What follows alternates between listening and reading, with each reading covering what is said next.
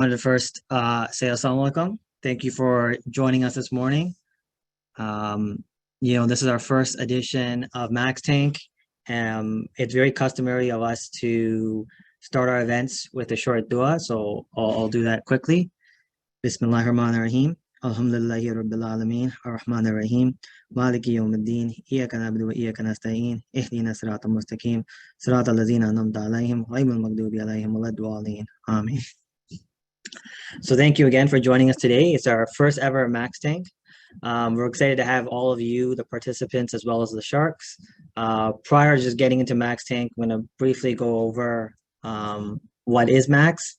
And as you can see below, these are our wonderful sharks.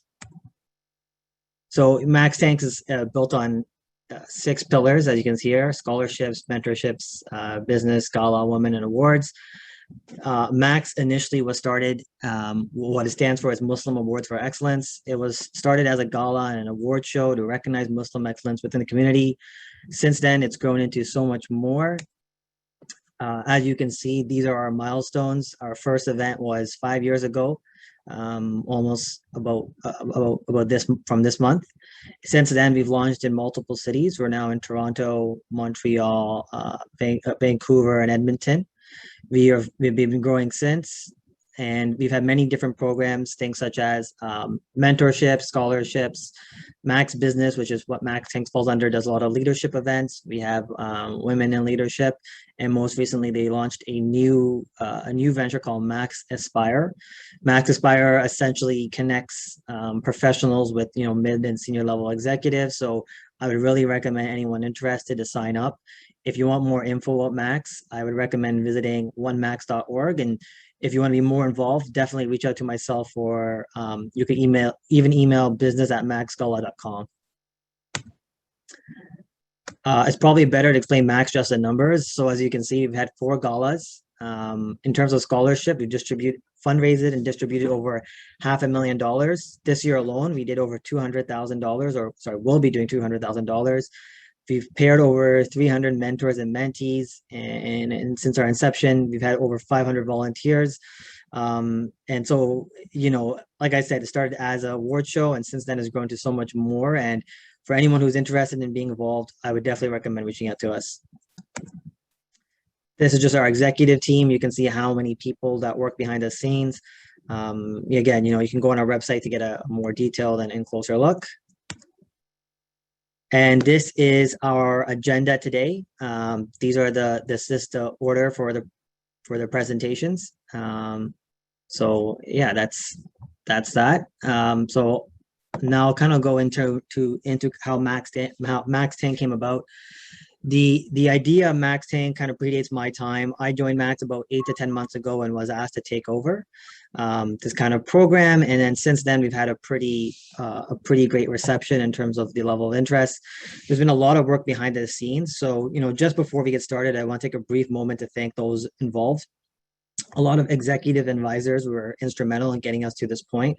So I would like to thank Azhar Zafar, who's our CEO. He's been very instrumental in helping us secure the Sharks, and he's been a great inspiration and guiding me in terms of organizing this event.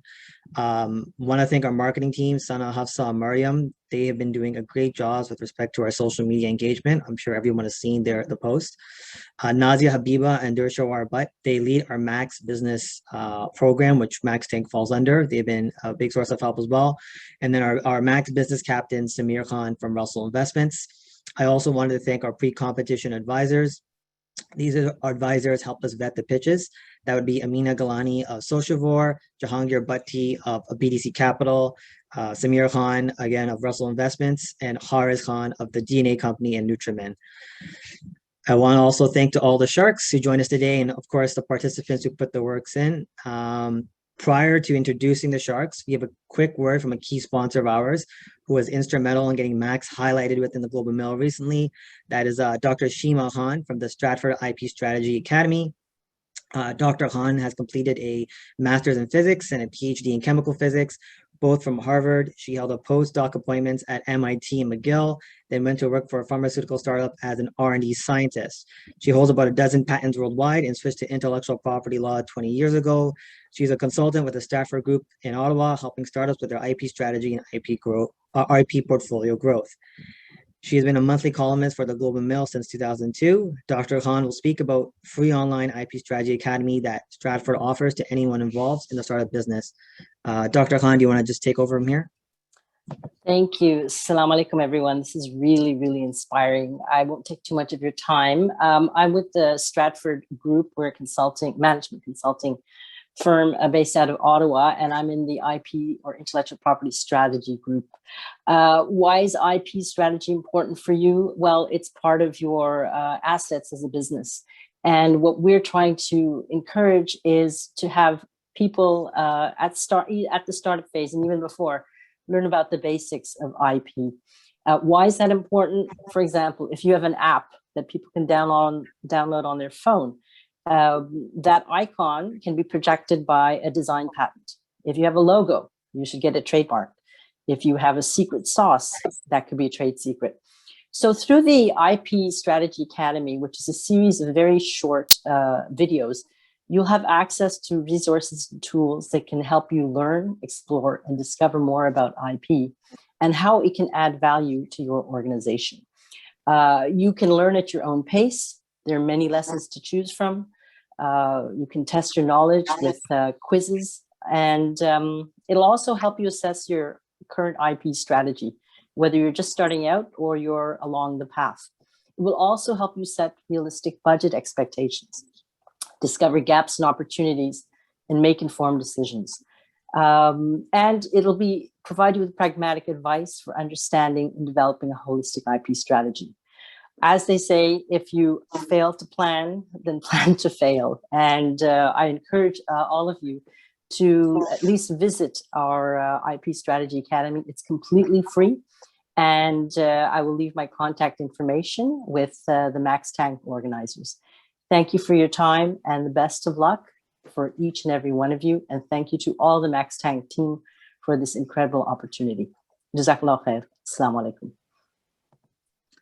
Thank you, Dr. Khan. That was a great way to start our event. Next, I want to introduce our 6 amazing sharks. So just before the event, I asked our sharks to answer one of the 2 following questions. Question 1 was, what do they most value when investing in a new business or a venture? Or as a business founder themselves, what is one piece of advice they can give to someone who's looking to start their own business? First, I'd like to start with Robleh Jama. Robleh is a product director at Shopify working on the Shop app. Previously, Robleh found an award-winning mobile product studio called Tiny Hearts that was acquired in 2016 by Shopify. At Tiny Hearts, Robleh launched several highly regarded apps, including QuickFit, Wake Alarm, and Pocket Zoo. These apps have been downloaded by millions of people and have appeared in the New York Times and Wired magazine. Robleh, do you want to just chime in with any comments and answer the question that I presented prior?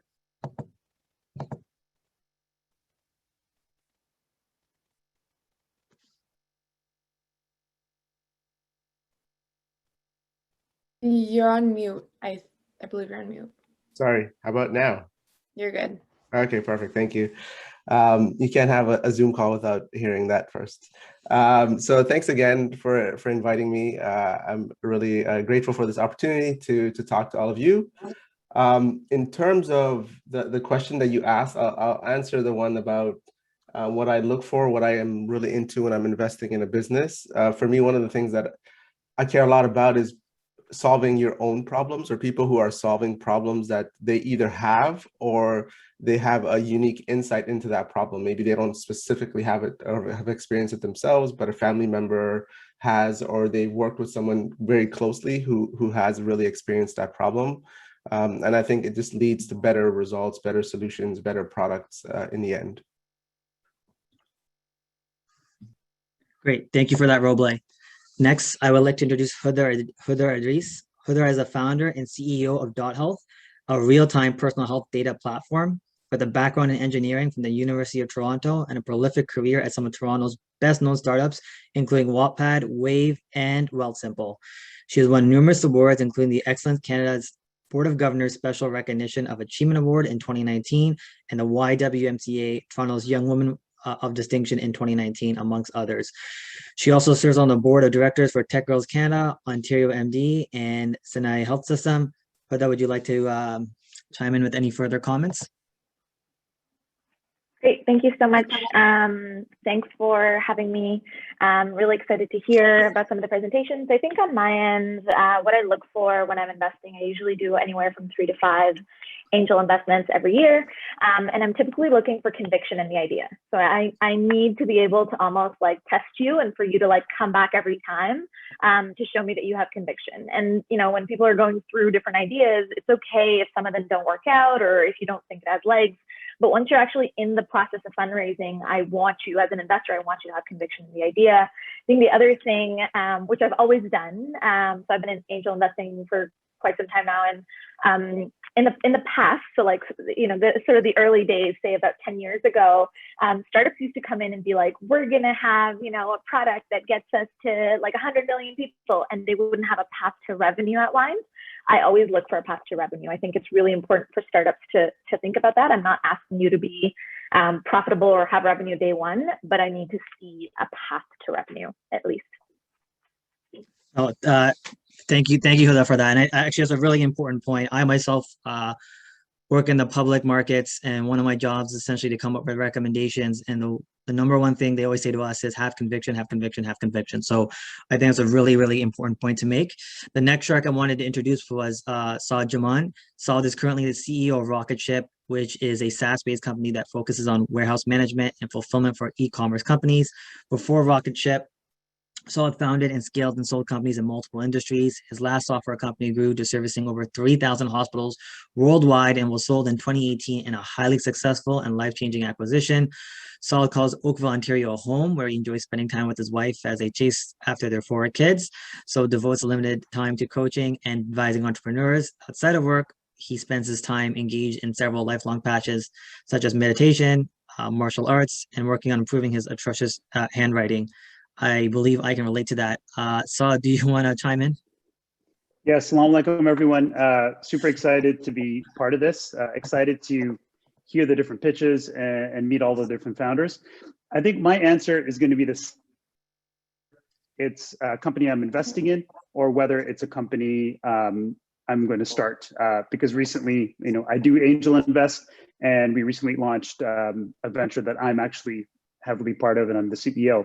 So the main thing that I kind of anchor either of those decisions in is really the customer, because understanding what the customer needs, the psychology behind why they buy what you're proposing to sell, when they're going to buy it, the emotional context that they're in, everything around the customer, I think is very, very important based on my experience. In my last venture, that is really what anchored us back to everything.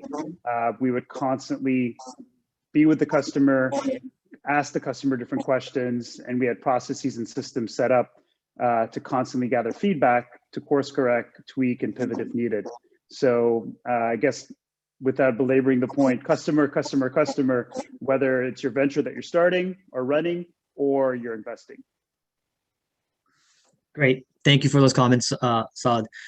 The next shark I wanted to introduce is Qasim Mohammed. He's director at Whittington Ventures, where he invests in startups and is also the founder and author of commerce-focused publication Fire Ant. Qasim is a technology entrepreneur and investor with focus on digital commerce sector. Previously, he was building products in the enterprise software vertical and investing at Omers Ventures. He's also a contributing writer for the Globe and Mail. Qasim, do you want to just chime in? Yeah, sure. Thanks, Amir. Hi, everyone. And I hate to sound like a broken record, but would echo a lot of the sentiments that have already been shared. Technically speaking, as far as Whittington Ventures is concerned, we're a fund that invests in the food, commerce, and healthcare verticals. And we look for investments that we can provide an unfair advantage to through our proprietary distribution channels in retail and real estate. But for me personally, much like what Saud, Huda, and Robleh said, just love talking to and supporting founders that truly believe in their ideas, that are persistent in getting what it is that they want out of the markets that they're pursuing, and have a clear line of sight into building a really big business, because we are investors at the end of the day and we want to make money. So yeah, that's how I would kind of add to that, and good luck to everybody presenting, and really looking forward to helping in any way that I can. Great, thank you for those comments. The next shark is Haroon Mirza. He's been dubbed the Kevin O'Leary of this group by the other sharks, by the way. But he's the co-founder and CEO of Demand Hub, a growth platform for local businesses. He's also an angel investor and advisor to tech startups across North America. Previously, he was co-founder and CEO of Cognovision, which has since been acquired by Intel. He was also the director of business development, which anonymous viewer and analytics at Intel, entrepreneur in residence at Omer's Ventures, and managing director and EIR at 111. Haroon, would you like to add your comments? Assalamu alaikum, everybody. I was voluntold this. I'm nothing like Kevin, and it's hard to follow such wonderful advice. But what I would say, what really resonated with me, is the phrasing of the following, and that is ideas are great, but be very careful about falling in love with the solution that you're building. I think the framework to follow is fall in love with the problem you're solving, not the solution you're building. That'll allow you to be agile enough to change the solution if need be. Because a mistake that a lot of first-time founders will make is they will build something really cool and they're going to go and try to find a problem for that to solve. And it does not work a lot of the time. Instead, if you flip that and you deeply understand your customer and the problems that they face, whether it's yourself or somebody else, and you empathize with them, and then you try to go and solve their problem, that can often be the path to success.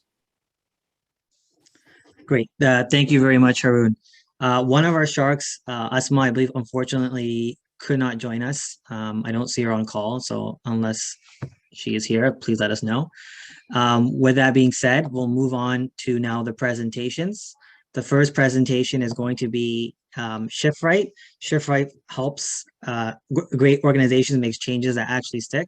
So I'll let them take it over and share their screen and begin their presentation. Thank you very much, Amir. Assalamu alaikum and good morning, everybody. I'm really excited to introduce my company, ShiftRight. My name is Amy Duji, and I'm the founder and managing partner at ShiftRight Consulting. We are a human capital consulting firm with a passion for change. ShiftRight was really born out of my desire to help really great organizations make changes that actually stick. I have spent 14 years of my professional career working with global Fortune 500 organizations to achieve their end objectives faster and more effectively. We are seeking $50K in funding for the development of what we believe will be a revolutionary new digital software platform that will revolutionize the way that organizations make their enterprise transformations. We're also looking for advisory board participation to help guide the next phase of our growth journey. When we think about organizational transformations, some of the statistics surrounding them can be quite surprising. Did you know that 70% of organizational transformations do not meet their intended outcome? 86% of change is now being driven by technical and digital advancements. On average, $50 to $75 billion is lost annually in capital, revenue, and expenses from unrealized project benefits. 61% of executives state that change agility is the new competitive advantage. As cliche as it sounds, it remains an indisputable fact that change is the only constant. At ShiftRight, we're passionate about change. Our expertise lies in helping organizations design and develop the tools and strategies to achieve their end objectives faster and more effectively. Our mission is to make change easy. We work with organizations to help them achieve sustainable change and make that a reality. So the big question, does it work? Our clients believe it does. Since our inception in 2017, our clients have been market leaders across the energy, oil and gas, retail, and financial sector. Some interesting facts about us. We were selected to lead the change management initiative for one of the largest Canadian retail sector acquisitions. This was a $12.3 billion acquisition that was hitting 150,000 employees and over 70,000 vendors. We have supported the change initiative for 3 of the largest ERP implementations within North America. On average, clients that use our services experience a 65% increase in the achievement of their end state objectives. So the burning question is, how do we do it? We like to call it our secret sauce. Our philosophy is really based on the belief that organizations don't change, people do. Our approach is focused on 4 main principles that place the human at the center of the change and do everything we can to make the change as easy as possible. We start with compelling storytelling. This is really focused on explaining the why behind the change and ensuring this message is consistent and resonates with every level across the organization.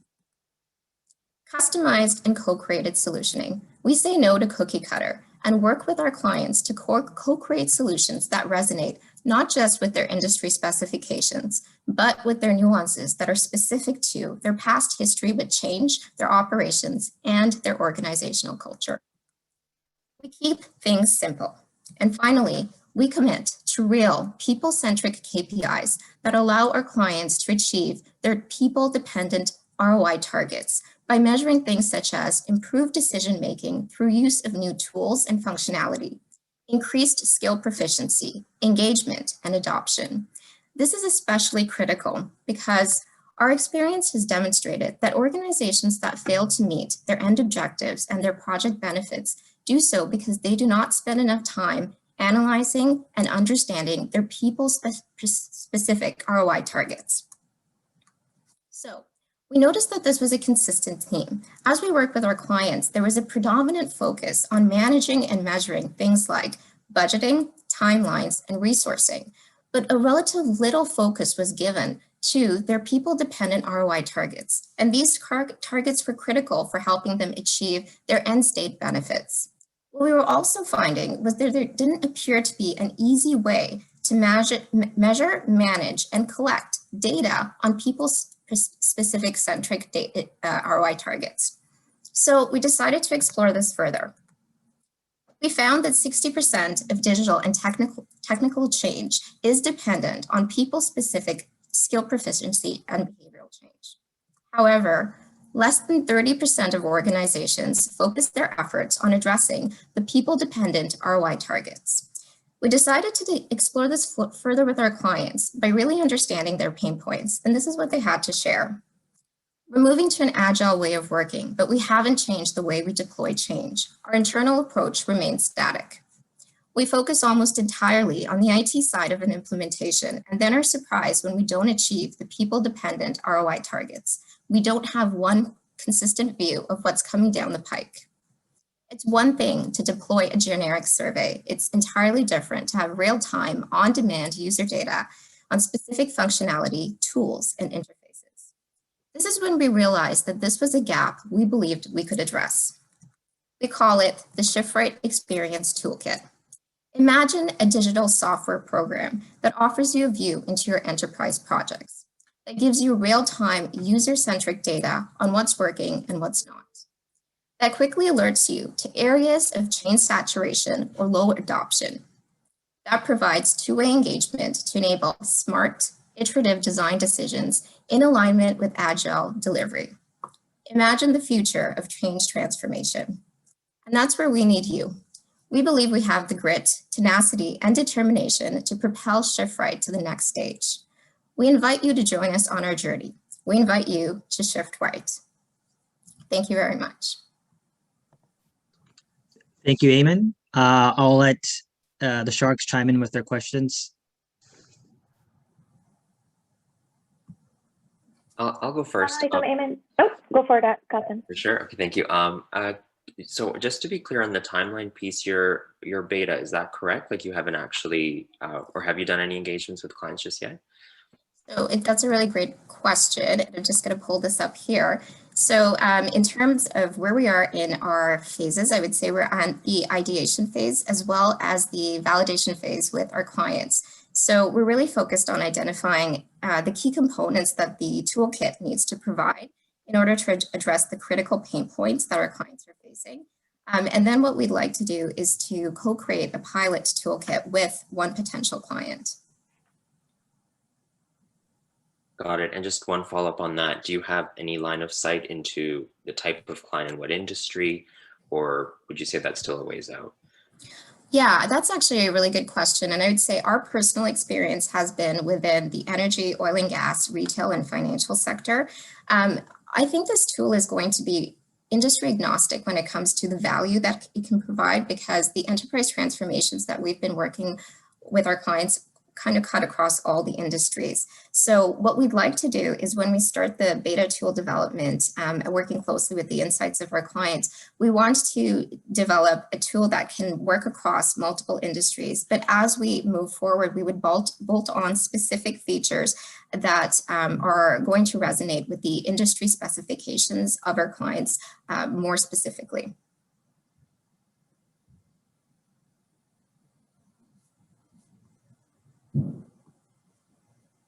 I had a clarifying question as well, but Huda, did you have something you wanted to ask? Yeah, I think it's interesting because you sort of defined yourself as a consultancy, but I understand you're trying to raise money for a software tool. The amount of money that you're raising is not computing for me, because you've already done a ton of great work, but you're raising 50K for this beta tool. It feels small, and it also feels like something you could do on your own, given your revenue numbers. Yeah, that's also a great question. So our research has demonstrated that on average for the full development of the beta tool could run us anywhere between 150 to 200K. We are able to fund some of that through the revenue that we've generated. But as you rightly mentioned, the software tool development is a new space for us. So the 50K ask comes with a 5% equity stake, as well as a desire to have people like yourselves who are experts in, the digital space, the technological space, to really help guide the development of the next stage of this growth journey. We're looking for the individuals that have the expertise that can really help guide, what we need to know before we need to do it. Okay. Okay. And then does it actually help you scale? Because that's the other concern I have about consulting businesses, that they're tough to scale because labor costs are so high. Do you believe that this tool will help you scale your solution, so you're like a tech startup rather than a consultancy? It's so interesting you said that. I feel like you're in my brain. So one of the things I wanted to share is the pandemic really forced us to look at our strategy from a long-term perspective. And I think one of the realities of the pandemic is that it shifted the way we've worked. It's also forcing consulting firms to really rethink their costing model. And so we were always thinking about, how do we digitalize our tools? How do we make our solutions easier? How do we productize some of the offerings that we can provide our clients? And so this digital tool really kind of set us on a course to developing the strategy to begin augmenting our revenue model through some product specific specifications. And we believe this is totally in line with what we're seeing from a digital perspective, from remote working, from the ability to access markets that are not restricted geographically. Cool. That's all for me. Over to Haroon. Okay, thank you. Amir, how are we doing for time? We got about a minute more for questions, or a minute and a half. So. Okay, great. Thank you. I guess a clarifying question as well. So the consultancy work that you had done, where customers would find like all this value and they've been paying you for it. I'm working with the assumption here, and please correct me if I'm wrong, that they would come to you and then you would come up with the solution for them and help them on this journey.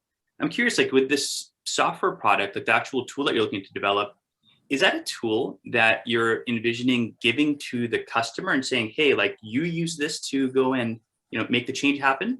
Or is it a tool that will help you do all the work that you're already doing just way faster? Like who's actually going to be using this tool?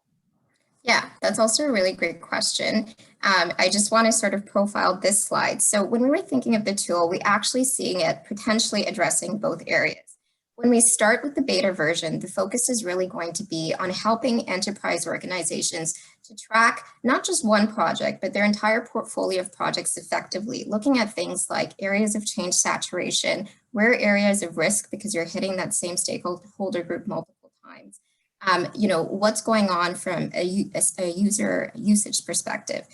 This is aligned very much with the focus on agile delivery. So imagine getting real user-centric data on iterations that you're developing, on whether or not they're actually using them, and then being able to pivot your strategy on the basis of the data that you're getting from your most valuable asset, your employees. So the first phase that we're looking at is really enterprise B2B focused. So this would be targeted to large enterprises with multi-year projects. They have maybe a limited internal change resources or a specialist skill set that can do this well, or they just don't have the means to really track this effectively. We still believe that the strategy surrounding how you deploy change effectively would be something that we could continue to offer, but the tool would really help quantify a lot of the measures that they are not tracking effectively currently with the real-time data that helps them to understand how to pivot. Oftentimes what happens now is they get this information from the business a little bit late in the game, which limits their options and how to make the tool even more effective. However, when you ask us, what do you see in terms of the future, we would like to expand this to the consumer. And so eventually we could see this being a toolkit that we roll out to change practitioners that would help them to gather information on things like change adoption, saturation, areas of high impact, and all of those sorts of things. So we kind of see it as a two-pronged phased approach. Does that make sense or answer your question? Thank you for that. I think Saud, do you have a few questions? Yeah, I believe Saud wants. I just have two questions before we kind of run out of time for questions. Assalamu alaikum, Ayman. Thank you for presenting. So two quick questions in the time we have left. One, you're gathering data from customers right now to build this application. How exactly are you doing that? What does that look like? Are you using, for example, methodology? How are you, and how many customers are you working with?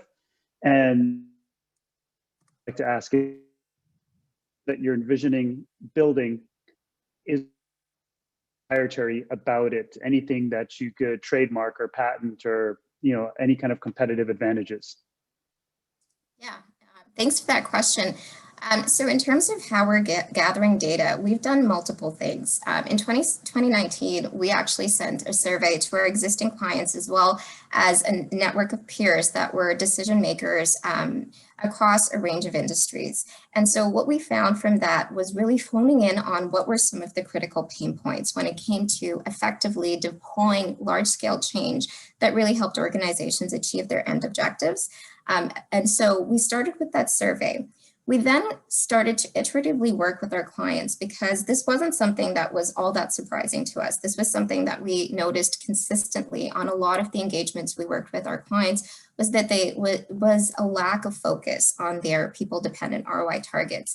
And for the most part, this was because it wasn't easily understood. How do you track this effectively? How do you measure it effectively? Now that we have this data, what do we do? So I think through the course of our experience, we started to understand that this actually was a pain point and it was a gap. We further validated that because we were working with really large organizations that had a variety of SaaS-based products and technology platforms like SAP. And what we were finding was that there were gaps in what these products were able to offer. So when it came to, is there a potential for proprietary technology, we believe there is. Because what we've found is that there are gaps with the data and the software tools that they're using. And we'd like to kind of go in and address some of those gaps. Part of what we're also doing is a really holistic deep dive on the top 10 software platforms that these large organizations are using. And we're really trying to hone in on where are the pain points or the gaps between them that they either don't address and that this tool may be able to address effectively. And we think that that's going to be really key for as we start to build out what we consider proprietary with this tool. Great, thank you, Ayman. Thank you for that. Just before we move through the next presentations, now it's the offer round. Did any of the sharks want to present any offers, or would they like to take at least the next steps with the participant? To share with Ayman. I think it sounds like you've built up some very interesting traction and success and with customers, and they're willing to pay you for it. While you could absolutely try and raise angel money for what it is that you're doing, I also wonder if just reframing this and going to customers and framing it as an accelerated development fee that would actually help them at the end of the day. You could actually fund this through revenue, and just do a reframe. And it's quote unquote the cheapest way to raise money by just getting your customers to pay you. Just that is an initial thought that I had. I want to share. Yeah. I'll just sorry, go ahead, Ayman. No, I was going to say, I think that's a great idea. And in transparency, I think one of the reasons this was really exciting for us is, like I said, the digital software space is definitely new to us. So part of what we're looking for is really the guidance and the experience by individuals that have sort of done this and done it well. Well, on that point, I'd be happy to help from an advising perspective. I actually think you don't need to be thinking about building a product because you don't know what the product is yet. I think right now it's defining the product and it's working on the user experience and like prototyping it. The best thing that you have going for you right now is you have actual real customers that you can talk to every day, and you can take a mock-up to them, you can take a design to them, you can take a concept to them, you can give them something that they can click through. And that's a lot cheaper than building out a full product that you don't know that if it's going to work or not. But I'd be happy to help advise on that stuff. Okay, so we have I guess one formal offer from Robleh. Haroon, was yours also a formal offer? Mine was an offer of just advice. It's actually very much in line with what Robleh is saying. I think if Robleh is willing to go and guide you through this process, amazing, right? Is there any other sharks that wanted to jump in before we just give Ayman the time to think about it? I mean, I'm sorry, Amr, I'm going to be switching my audio after this answer, but similar to Robleh and Haroon, I mean, I could help in terms of advising, specifically if you're going to be once and you go down that path. I mean, I'm actually going through that currently. I'd be happy to advise you on that as well. Okay, great. So Ayman, it looks like you have 3 of the sharks that have presented. I mean, it's up to you if you want for all 3 or 1 or 2, it's your choice. So if you like, take a moment, think about it and let us know. Yeah, I feel like this is pretty much a no-brainer for me. I would love to have all 3 of you participate on our advisory board and would love to extend the invitation to all of you to join us, if that works. Okay, looks like they're all signed off. So we'll organize that afterwards. We'll get you guys in contact. So thank you, Ayman. That was a great first presentation to open off with the Max Tank. And the next presentation is Arbitrium. Arbitrium is a digital end-to-end decision-making platform that allows organizations to easily make unbiased group decisions involving multiple stakeholders. So Arbitrium, please take it away. Awesome. All right. Hello, Sharks. My name is Ahmed, and I'm one of the co-founders at Arbitrium. And we are a collaborative decision-making platform. So we are an early stage company. So at the moment, we're not looking to give up any equity. Instead, we're asking for support and mentorship from the Sharks. So inshallah, we can take the next step. In the future, if we do have any funding rounds, our mentors would get a chance to buy in at that point. So that's just a quick interview. So high-level overview. Going into our problem space. So last year, Canadian charities received $279 billion in revenue. The question is, who decides where this funding goes? A significant portion of it needs to go through an extensive decision-making process before it reaches the local charities at the bottom. And this process is plagued with biases, a lack of accurate reviews, and tons of inefficiencies. More formally, the problem is that organizations are lacking a tool for making group decisions on applications efficiently. Organizations are going more and more virtual due to COVID-19, so the need for this tool is actually growing. 18 months ago, our first client came to us with the problem of how to facilitate and scale their decision-making process. Previously, they had everyone meet in one large room like you see in this photo here, which obviously does not scale well. So this is where we come in. Our web platform handles the interaction between all stakeholders, including the admins, the applicants, and the reviewers. Admins can create forms and customize the decision criteria for applications. Applicants then apply through our submission portal. After applications are submitted, reviewers are able to complete their rating, and finally, the admins can view and export aggregated data. Our unique value proposition is our customizable decision matrix, along with removing bias from these collaborative decision-making processes. So we've been working on this for the last 18 months, which included user interviews, designs and mock-ups, 3 product launches, and having 2 clients onboarded and using the product, one of which switched from a competitor to now use Arbitrium. So to date, we've supported 18 rounds of grant funding with over 500 applications submitted, nearly 3,000 reviews completed, and over $2.6 million allocated to charities in the Waterloo region alone. Also, we were competitors in the Velocity 5K competition and actually ended up winning the 5K grant, which will give us a great kickstart to this venture. We've received great comments from clients, including the product saving thousands of hours of reviewers' time and being way easier than what we were using before. In fact, we have calculated that we are saving these organizations 500 hours per review cycle through eliminating meeting times, eliminating communication between the reviewers and the admins, and actually reducing the time spent reviewing these applications. Our initial growth plan is through current customer relationships and referrals in the nonprofit space. We are currently in discussions to expand to additional chapters within both of our current clients. We actually have a meeting next week with one of them. And Arbitrium was also in the Velocity pre-incubator program, which means we received mentorship from some very qualified individuals. And the general feedback we received was to further validate our markets and focus fully on acquiring more customers. And that is going to be our focus moving forward. In the near future, we plan to expand to other spaces like recruitment, admissions, and scholarship decisions. Venture capital firms are a great target market for this. And by June 2022, we do hope to expand to enterprise solutions with larger organizations and also explore government contracts. There definitely is a pro and con list on government contracts, and something for us to explore. Now, before going into product pricing, it's important to note that we started as a social enterprise and we sort of want to keep that going. So we do plan to charge NPOs at a reduced price point. Current estimates are around $35 to $100 a month, and for-profit organizations at a higher price point, which is around $150 to $350 a month. However, these plans will change and vary depending on usage, the amount of support they request, and any future development that they need as clients. Research indicates that the collaborative decision-making market space in North America will increase 220% to 17 billion Canadian by 2027. And we estimate that 5.4% of this market can be converted into customers based on how our competitors do and how our features compare them. And we will be successful if we reach 2.7% market share. So as mentioned earlier, we do have 2 clients onboarded and using the product, and we hope to grow to 7 by the end of Q2, 15 by the end of Q3, and then 30 by the end of the year. This would bring us into anticipated $98,000 in annual recurring revenue by start of 2022. So Greg and I are both passionate about the software and helping organizations make informed decisions. Combined, we have the skills necessary in engineering and business to succeed through our academics and co-ops at companies like Facebook and BlackBerry, our undergraduate degrees, and our minors and options in business and management science.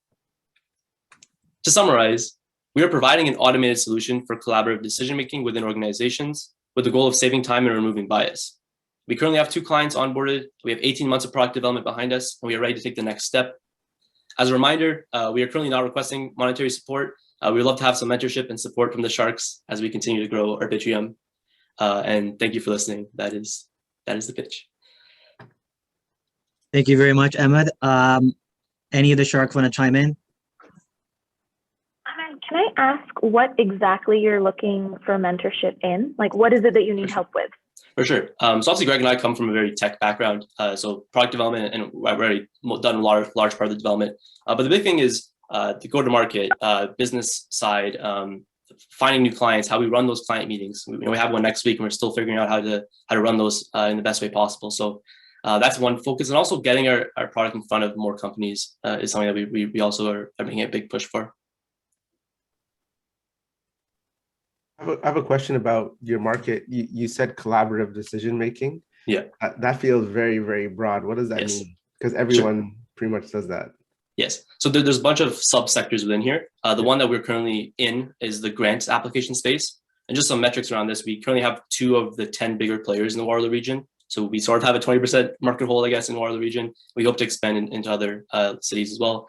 But that also includes admissions, recruitment, scholarships, venture capital firms, and many other group decision processes that happen within organizations.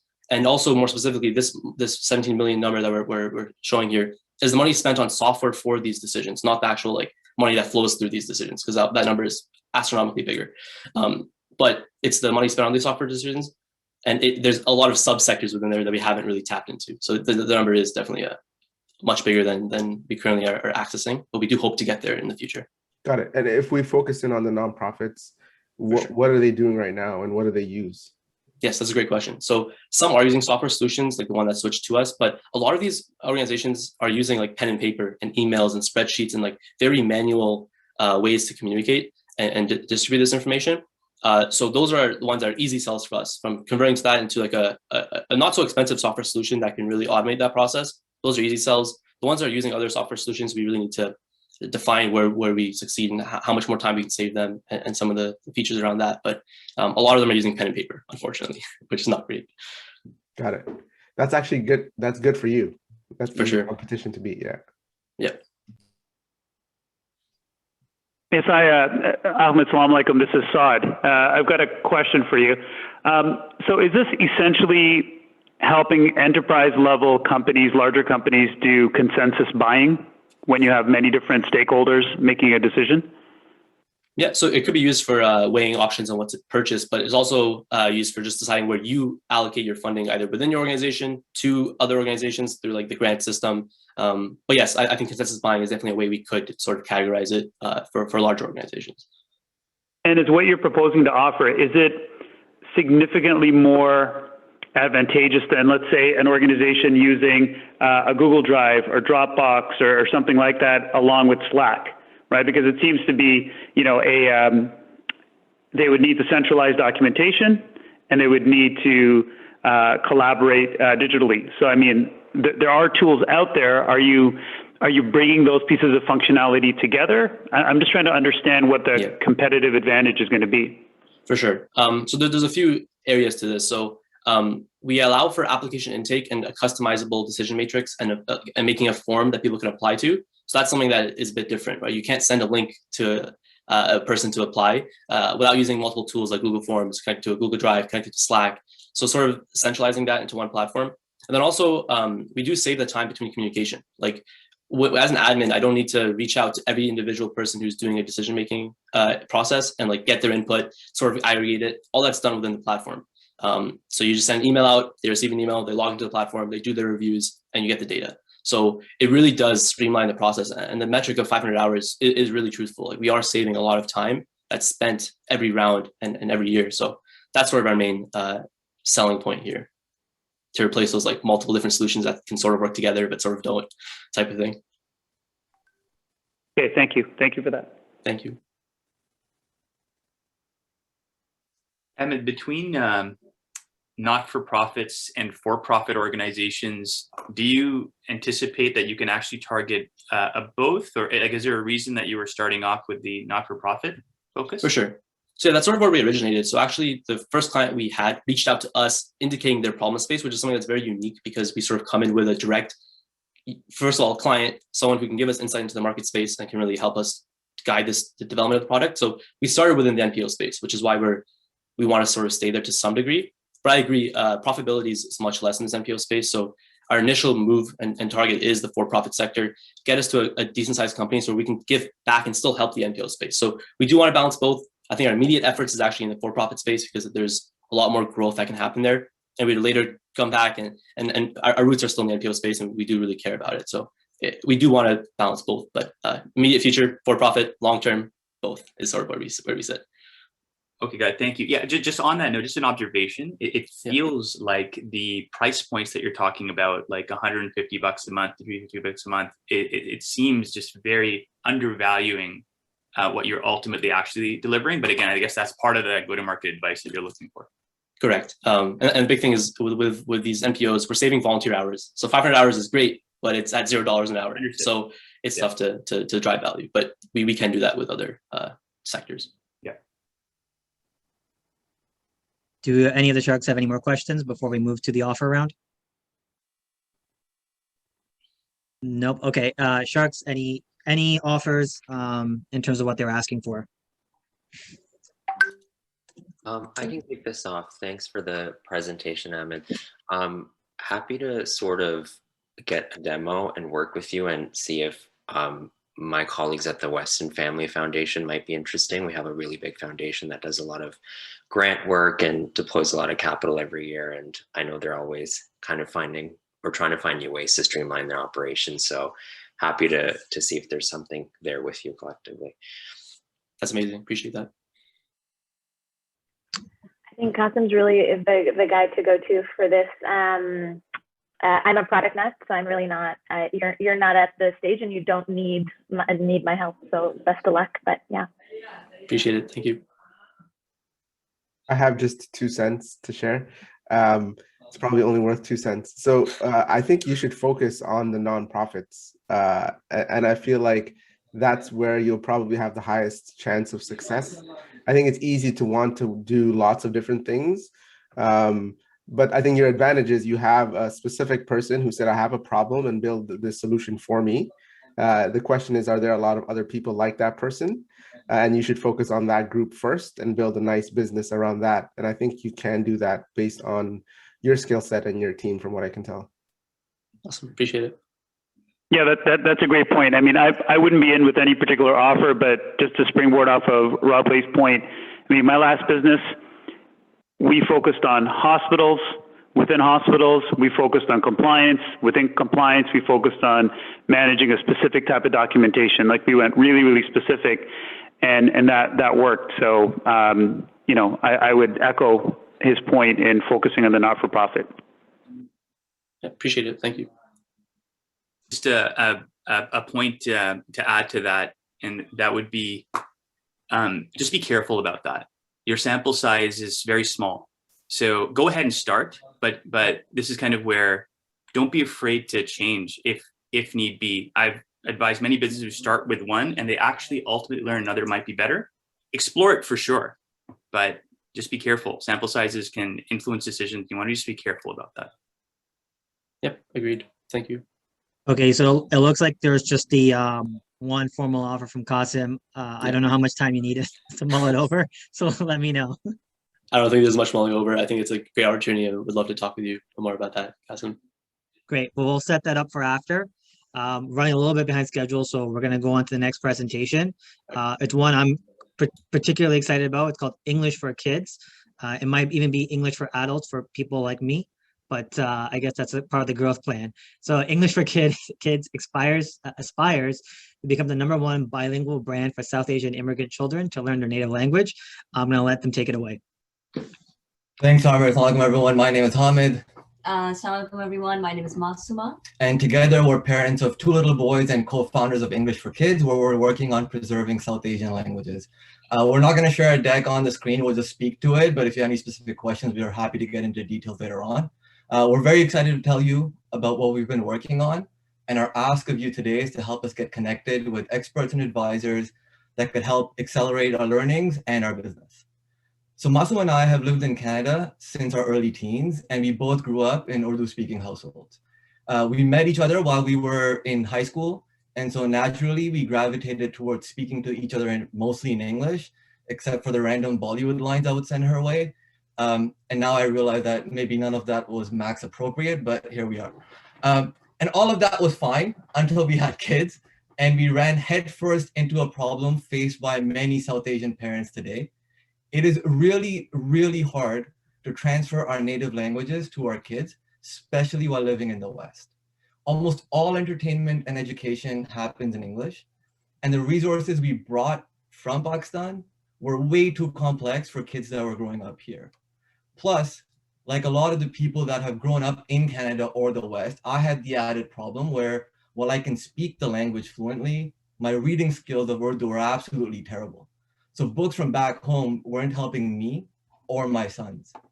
So we decided to do something about ourselves, and we launched our business called English for Kids. At English for Kids, we publish Urdu resources for children written specifically using the English alphabet, so Roman Urdu. The phonetic spelling helps children and parents remove one of the barriers of learning a new language. And although we do include the traditional Urdu script as well for kids, as they advance on their journey, which we also feel the Urdu script is also important along on this journey. Using my background in education, we came up with 4 levels of books for children of different ages. And we recognized that my educational background, I recognized, instantly that we understand that children do not learn in the same manner, and they need equitable resources. So we created a 4-step program. We want to give our children greater access to the Urdu language through fun and engaging resources with a greater focus on understanding and speaking the language as opposed to focusing mainly on reading and writing. And so we decided to test the market because we had this problem, but we had no idea if other people felt the same way. And we launched with 4 books in September of last year, and we received a great response. And so since then, we've expanded to carrying 12 books, and we just launched a couple of games as well, so kids can learn while playing. All of this, though, the 14 products in total that we have, the 12 books and the 2 games, we consider all of this to be V1 or the version 1 of what it is we're trying to do. And despite minimal investment in illustrations, design, and marketing, we sold a few thousand books. We're showing great traction in our revenue, all while maintaining a very healthy profit margin, as you can see in slide 9 of the decks that you guys have. And so from here, our dreams are pretty big, inshallah. And I'll break it down into 3 steps. Step 1 is we want to get really, really good at making books and games in Urdu. We're taking feedback from the customers that we have and the thousands of followers that we now have on social media to make sure we're building something that fixes the problems they have and we're not forcing our solution onto them. We're going to incorporate that into the V2 of our product, and we've already started work on that. We're elevating the quality of our illustrations, the quality of our design, quality of the content, and we will be rebranding under a new name and launching a Kickstarter campaign later this year. Step 2 is that over the long term, we want to test and expand into other adjacent opportunities. So beyond books and games, educational videos, a marketplace for tutors, an app, merchandise, etc., which will deepen our presence in the community that we're building. And then step 3 is once we're really good at Urdu and once we have a solid playbook and we're established, we would look to expand into other South Asian languages. As over time, our ambition is to become a leading edutainment brand for kids of South Asian descent, living primarily outside of South Asia. And I think it's important to say that we believe that there's a real need for this type of product in a growing market. There are millions of South Asian families with little kids living in the West. And specifically from a demographic perspective, South Asians are the fastest growing, highest educated, and wealthiest segment of the population in North America, which makes it even more attractive from a business point of view. So we're very excited about where we're headed. We believe, we ourselves are a good combination as parents with her experiences in education, my experiences in business. And we hope we've given you a sense of what we're trying to achieve. We're specifically looking to get better in marketing, especially crowdfunding, but could also use contacts in manufacturing and distribution. So our ask at the end is, if you know experts in these fields, we would love a warm introduction to help accelerate our learnings. And if any of you specifically have advice for us as well, we're open to hearing it. So at this point, I'll open it up for questions. Thank you.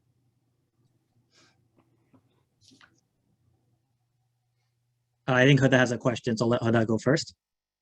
Thank you. I love this idea. You guys have actually answered a bunch of my questions already. My dad's from Pakistan. I speak a bunch of languages. I often get trolled by my parents on what I can't speak well or write well or read well. And I think this is a super interesting concept. And I think the timing is right. EdTech is really hot right now. And I like your path to going into different languages because I mean, of course it can be super successful in the Urdu market specifically. I also think it has the opportunity to go to a bunch of other languages, especially ones that have similar scripts if you do want to move in that direction. So I'd love to be able to give you access to my network, help in any way. I see you're not fundraising, but that would be something that I'd be super interested in. Languages are a big passion of mine, and so I'd just be super happy and elated to support you. Thank you so much for that. Appreciate it. Thank you. Did any of the other sharks have questions? Yes, I have a quick question. We already met and we had a good chat. I'd love to hear the backstory of why you called it English for Kids if you're teaching Urdu. It's a good question. It's I have a longer answer to this, but a short answer is this is part of the reason why we're rebranding later this year to make it a bit more obvious. But honestly, the thinking was that English with an I is the phonetic way of spelling the word English itself. And because we're so focused on phonics, that's the way we wanted to go. Plus, there's a word called Hinglish, which is Hindi plus English. And so we said, hey, if we're going to do a bunch of South Asian languages in the long term anyway, let's keep it generic. Let's just use an I, and then we can add a letter before it, H for Hindi, G for Gujarati, P for Punjabi, etc. But it hasn't panned out that way. It makes a lot of sense in my head, but it doesn't make a lot of sense outside of it, which is why we're going to rebrand, and we're testing a couple of names with our audience. And I think I would like to mention here that in the beginning, before we started this, our I guess our mindset was that we will start with Urdu, and then very soon after we will go into other South Asian languages. But we realized right after that, you know what, maybe how about we solidify the framework for Urdu first, and then slowly go into other South languages. So the Hindi and English concept now in our framework comes in a bit later. So it's so that's why we're rebranding and rechanging the name in a way that kind of encompasses and makes it inclusive and easy to understand. Cool, thanks. I just had one quick question. So is the offering completely digital? Like it's going to be a digital platform teaching this content, or? It's the other way. We're starting with actual physical books and physical games, and it's just easier to monetize from that perspective. And so our plan is, once we get really good at making those physical products and have like the content laid out, then you would look to expand into the digital offerings like the videos, the app, worksheets, etc. But we're not there yet, and that's part of the plan over the coming months. Okay, great. I mean, I love the idea. I'm not South Asian, but my 4 kids are half South Asian, and they have no clue how to speak Urdu, and I would love for them to learn. So, I mean, yeah, great idea. Thank you. Sorry, go on, continue. I was going to add to it as well. Like, you definitely got yourself a customer here. Like, I think the idea is great. We've got a daughter, and it's a point we struggle with. My wife and I speak in English at home, but we wish that we would speak more in Urdu. Our Urdu is like broken. We worry about whether or not, like if we don't even speak the language, and just with our parents, what's going to happen to the future generation. So I think it really, really resonates. While I'm kind of with Huda on the whole notion, I totally get that you guys aren't maybe like fundraising right now, but I would be super interested in maybe just exploring your thought process on where you want to go with this, and to even if it's just as an advisor to talk about that. But I wouldn't be surprised if eventually, if you're building an edutainment company, you might want to think about that path. But super interested. Very it just resonated incredibly strongly. So thanks for bringing this to the world. Yeah, no, absolutely. I really appreciate that. I will respond to you as soon as Amir allows me to respond during the response period. Thank you. Yeah. No. And okay, any other sharks, or should I just move to the offer round? Okay, so I guess in terms of formal offers, from what I gathered, one was from Huda, and the other was from Haroon. Saud, were you also offering, or was it more of a comment? Yeah, you know what, a friend of mine is one of the top crowdfunding experts out there. So I mean, I would be happy to make that connect, and also, advise and stay close to the company, because this is an idea that, as Haroon said, I would like to be a customer, if nothing else. Okay, great. So, Hamid and Masuma, if you guys want to take a minute to debate, if you want their help, or whose help, please let me know. I mean, like for us, it's obvious. I'll take. There's no one I would say no to. So just to kind of Huda and Haroon, just to give you some context. Initially, I was very gung ho of going down the fundraising path, and I actually got verbal commitments from like a bunch of people. But at some point, I kind of stepped back and said, okay, look, what am I trying to do?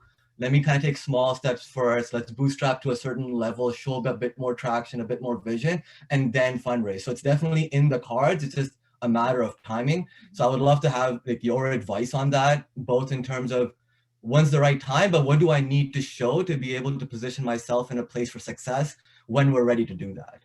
And I know Robleh didn't make an official formal offer, or whether he likes it or not, he's part of the crew giving advice. So I'm happy to, we're really thankful that all of you are offering to help, and we'll reach out to all of you and set up some further discussions. Thank you. Thank you. Great, thank you. So we'll set that up after the event.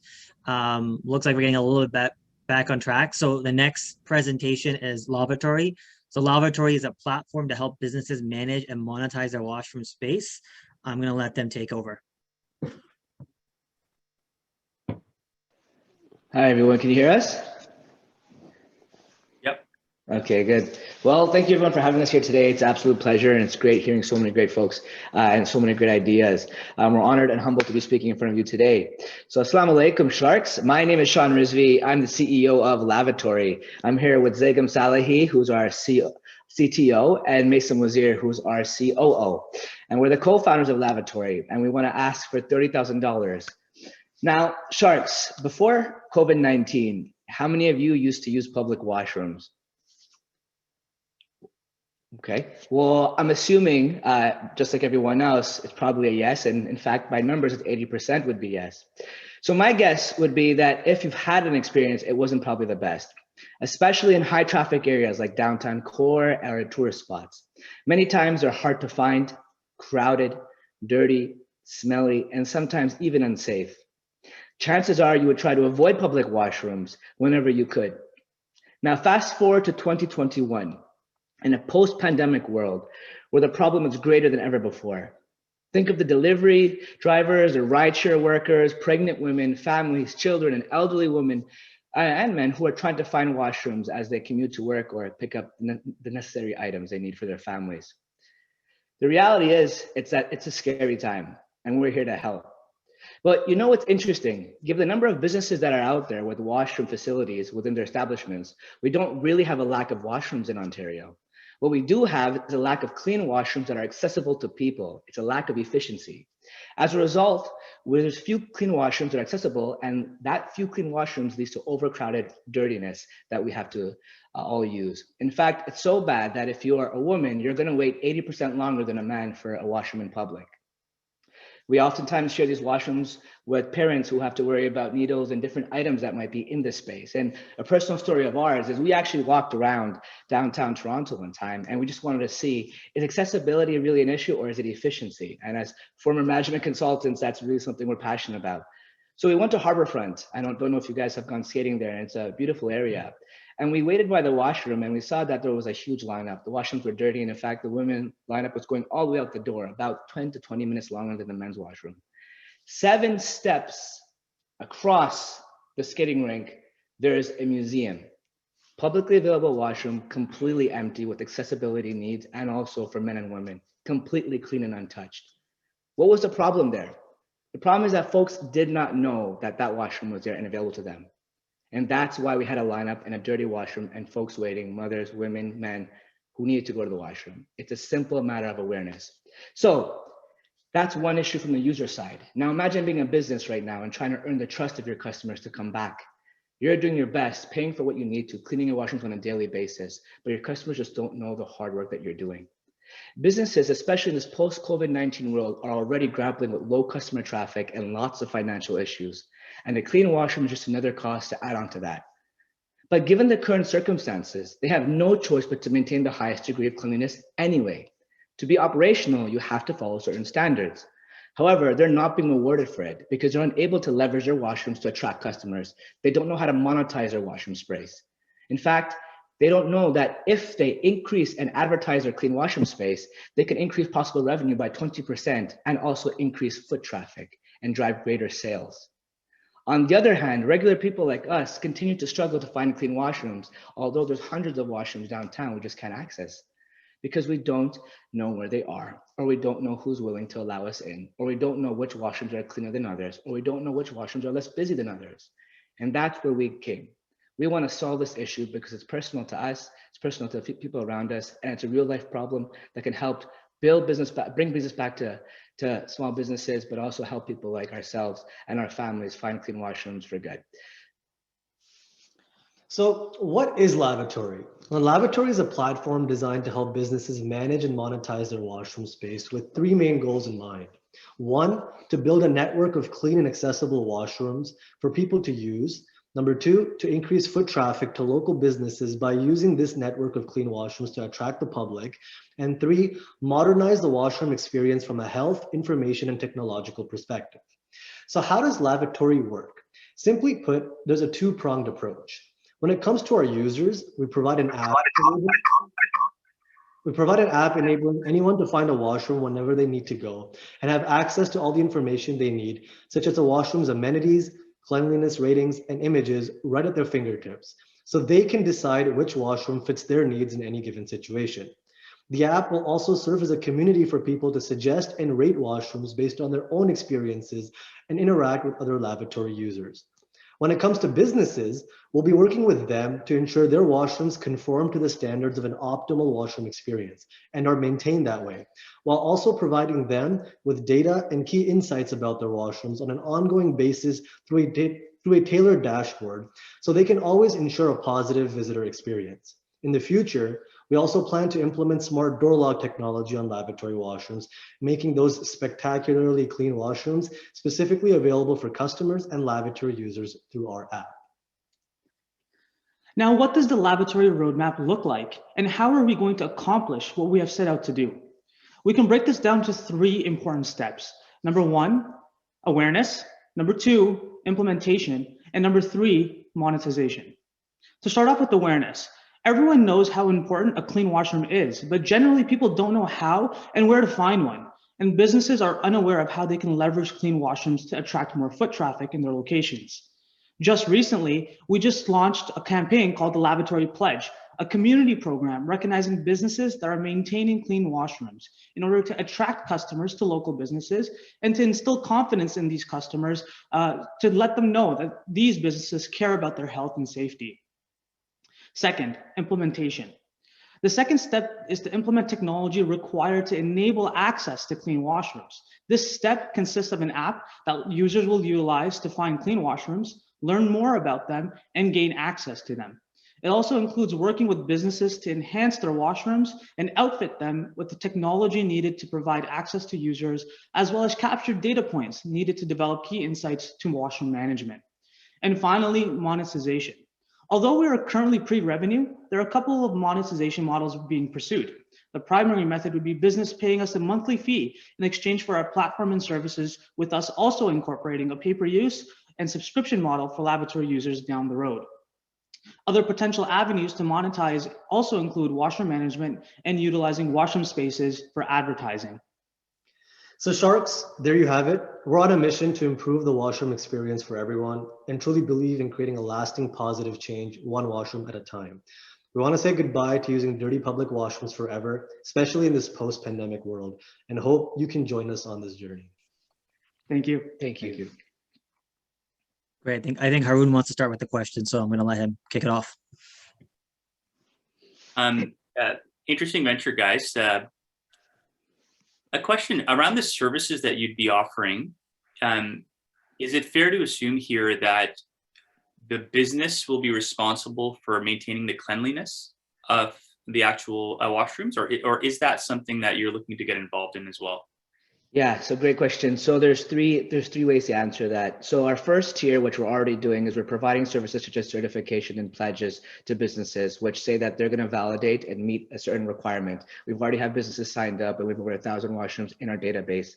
The second part of that is exactly what you mentioned. When we go for that certification process and build that relationship, what we're doing is asking them questions like, what do you need help with? Procurement of supplies, we can get it cheaper for you. Do you need someone to come and hire to manage it? We can procure that for you. Are you okay for us brokering marketing space with major firms? We can do that for you. So those are the services that we're already offering, where we can take those off their hands if they want to pay for it or give us a piece of their revenue. But really, that's exactly the direction we're going. Okay, that's interesting. That in itself, I think, just brings up, I guess, a lot of questions on how that would be executed, because you can imagine how distributed all the washrooms would be and all that. But again, I won't get into that just yet, but it sparks my mind to think about that. Excellent.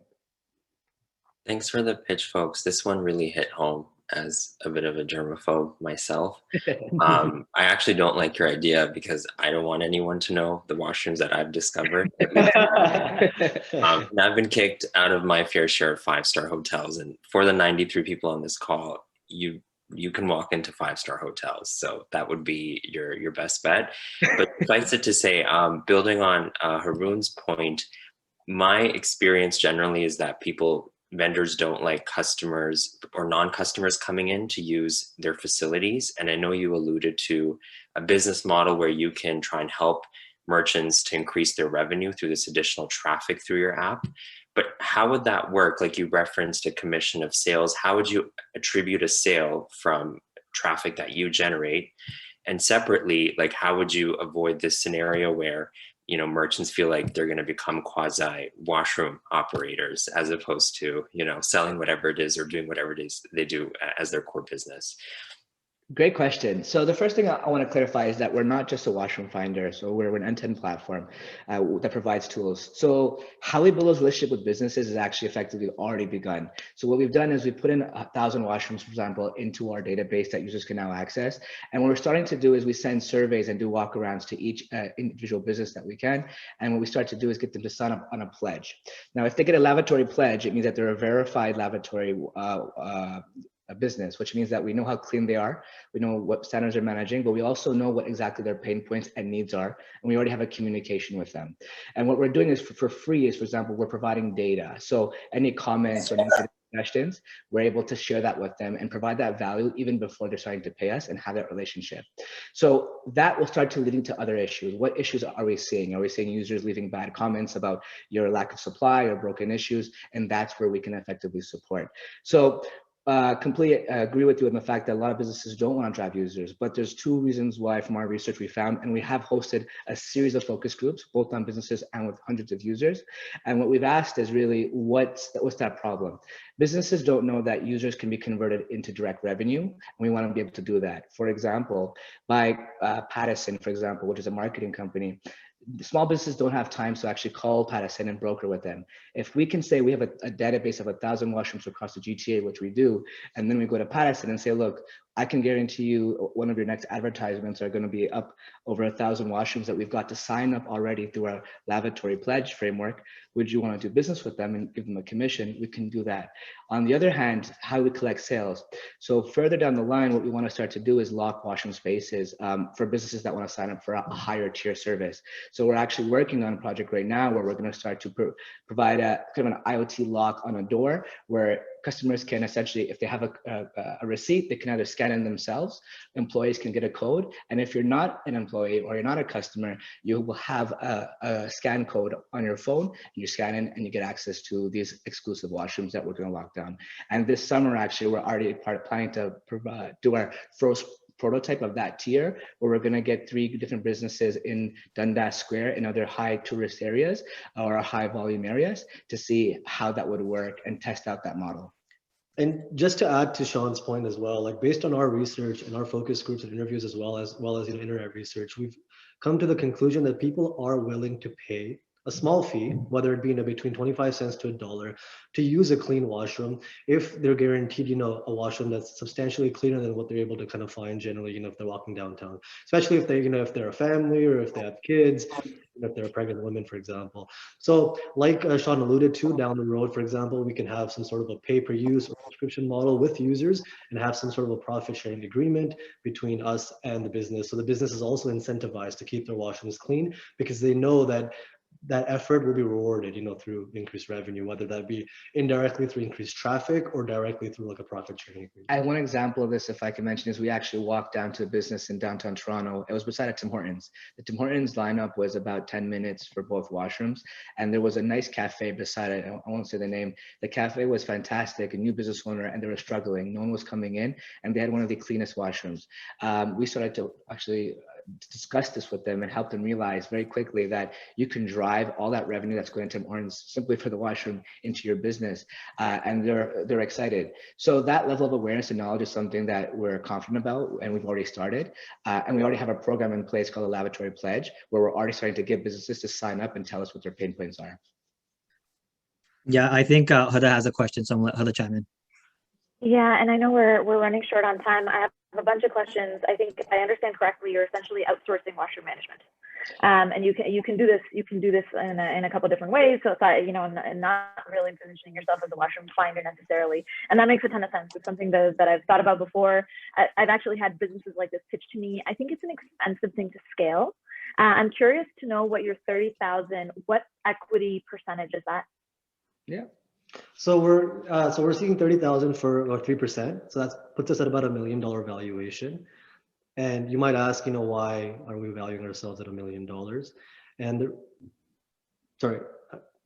Oh, yeah. So just at a high level, like basically what we do is we do plan on, you know, earning about $200,000 in revenue over the next year and a year and a half. And the path to that would be, for example, like our primary method would be working with businesses to offer them services for, you know, a fee of around $80 to $100 a month initially, just to kind of test out this concept as well. And that would, you know, give us about $1,000 a year of revenue for one business. And if we can scale to about 200 businesses over the next year and a year and a half, then we can get to about $200,000, and then a 5x multiple of that would be $1 million. So definitely we would need funding to scale this business. But initially the $30,000, a substantial portion of that, about $20,000, would be put towards, you know, increasing capabilities and functionality of our app and the tech stack. And then about $10,000 will be put towards, you know, marketing, as well as our campaigns during the summer, going to businesses and, you know, kind of working with them and hotspots like in Dundas Square, and getting people to come on board and see, okay, what does a lavatory washroom look like? What happens if what happens when lavatory manages a washroom, for example, and so that they can actually see the value in a lavatory washroom as opposed to, you know, a regular public washroom. And then if I can add anything, is one thing that I think as a team we're very strong in is we're very strong at bootstrapping. Already to date, with very minimal budget, we've been able to build an application with 1,000 washrooms on it, build a framework that's unique, build a new standard for cleaning washrooms, and been able to start to onboard washrooms. And how we've been able to do that is very interesting. The whole lavatory pledge came out of the fact that we didn't have a marketing budget. So what we did was we created the framework as a way to build trust with businesses, to get free marketing, because as they put our certification up, it helps them build trust, but it also drives that audience from their customer base back to our application, and it creates an ecosystem. So we really look forward to trying to, you know, work with what we have, but 30,000 would help. And just to add on to that point as well, Huda, you did mention that it is a very expensive challenge for having a full washroom management facility end to end, and that's why we have a tiered approach. The first stage is obviously getting engagement and awareness. The second stage is getting businesses involved and helping them understand what the standard is, the optimal washroom experience is based off what we've determined in our research. And then the third step is to have that enablement and actually drive that sort of sales model where we're, you know, introducing IoT. Now we're also introducing advertising models and other business revenue generation ideas that could help us reach that level that we can have a full end-to-end solution that is, you know, manageable in terms of a cost per business model. And at the end of the day, we're hoping for that progression of growth, and the whole purpose is to bootstrap our way there. That way we can at least ensure that we're getting users that are willing to take the risk and join our program and understand what we're trying to give them in terms of having businesses build that trust with customers now, especially how everyone's moving back into a post-COVID-19 world. It's a lot more difficult and of a challenge to get there, but we do believe that there's a light at the end of the tunnel with the research that we've done in the markets speaking to us right now. And to finish it off, really to answer that question, for the first year of value that we provide, it's actually low cost, because what are we providing customers? We're providing them data, dashboards, so that's not going to be a high cost on us. Where the cost comes in is when we start looking at locking washrooms. But in terms of managed services as well, even in terms of outsourcing, there's ways to do it where we're not essentially absorbing the cost, we're just connecting and collecting. Sorry guys, we were running a little short on time, so I'm just going to move straight to the offer round. If any of the sharks have an offer, please let us know now. Okay, I just say great idea. It's out of my wheelhouse, so I'd be out on this one, but interesting idea. Thank you. Thank you. I'm a little bit concerned about your valuation. It actually seems a bit like I'm not sure how much you're actually going to end up raising. It's a small amount, but I also think the valuation you could potentially be diluting yourself too much. I'm happy to learn more. I'm happy to learn more before investing. This is unfortunately too short a time period to make a final call. Thank you, Huda. Appreciate it. I add to it as well. No formal. Oh, sorry, Qasim, go ahead. Thanks, Haroon. Sorry about that. Yeah, I'm happy to help continue the conversation. I think we have just such a huge retail presence across our stores under the Western umbrella. I don't know if this could be interesting, but happy to connect to see if there's something. Yeah, that'd be great. Thank you so much. Very much appreciated. Yeah, I was just going to add, no formal offer over here, guys, but I do think that you're clearly being very resourceful with respect to kind of what you've done so far. I just think it would be really interesting to do a pilot as quickly as possible and just get some data points, like how much more did people buy in your first 3 washrooms? Like, who cares about the 1,000, right? Even if you had a small sample set and just got some proof points, it would become really, really interesting to validate the idea. The idea in principle sounds good, but you just never know how people will react to it and how businesses will react to it. So just trying to get to that proof point, initial data points as quickly as possible would be great. Thank you. We appreciate that. And it's going to be this summer actually where we're doing that. So we hope you come right visit. after lockdown ends. Yeah. Yeah. Makes sense. Great. So it sounds like there are some soft or informal offers from Huda, Qasim, and Haroon. If you're interested, I'll put you guys in touch. Yeah, absolutely, of course. Yeah. Okay, great. So thank you for that. We're gonna take a short recess. It's 12:30 now. If everyone could be back by, I guess, 12:34, we would appreciate that. The next presentation is Ruth, so please come back by 12:34 and we'll start the next one. Thank you.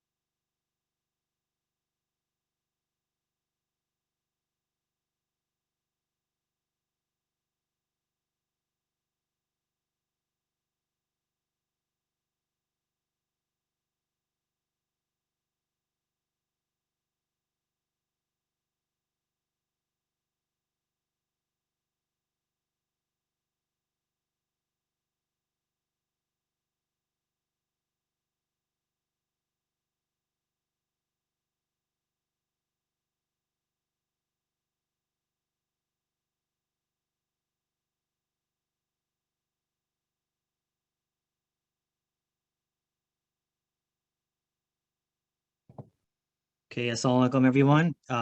Welcome back. Sorry, it was a very, very short break, but hope you are still all around. The next business is Roha. I might have mispronounced that and I apologize, but Roha is a mindfulness app for Muslims designed to improve your mental and spiritual well-being.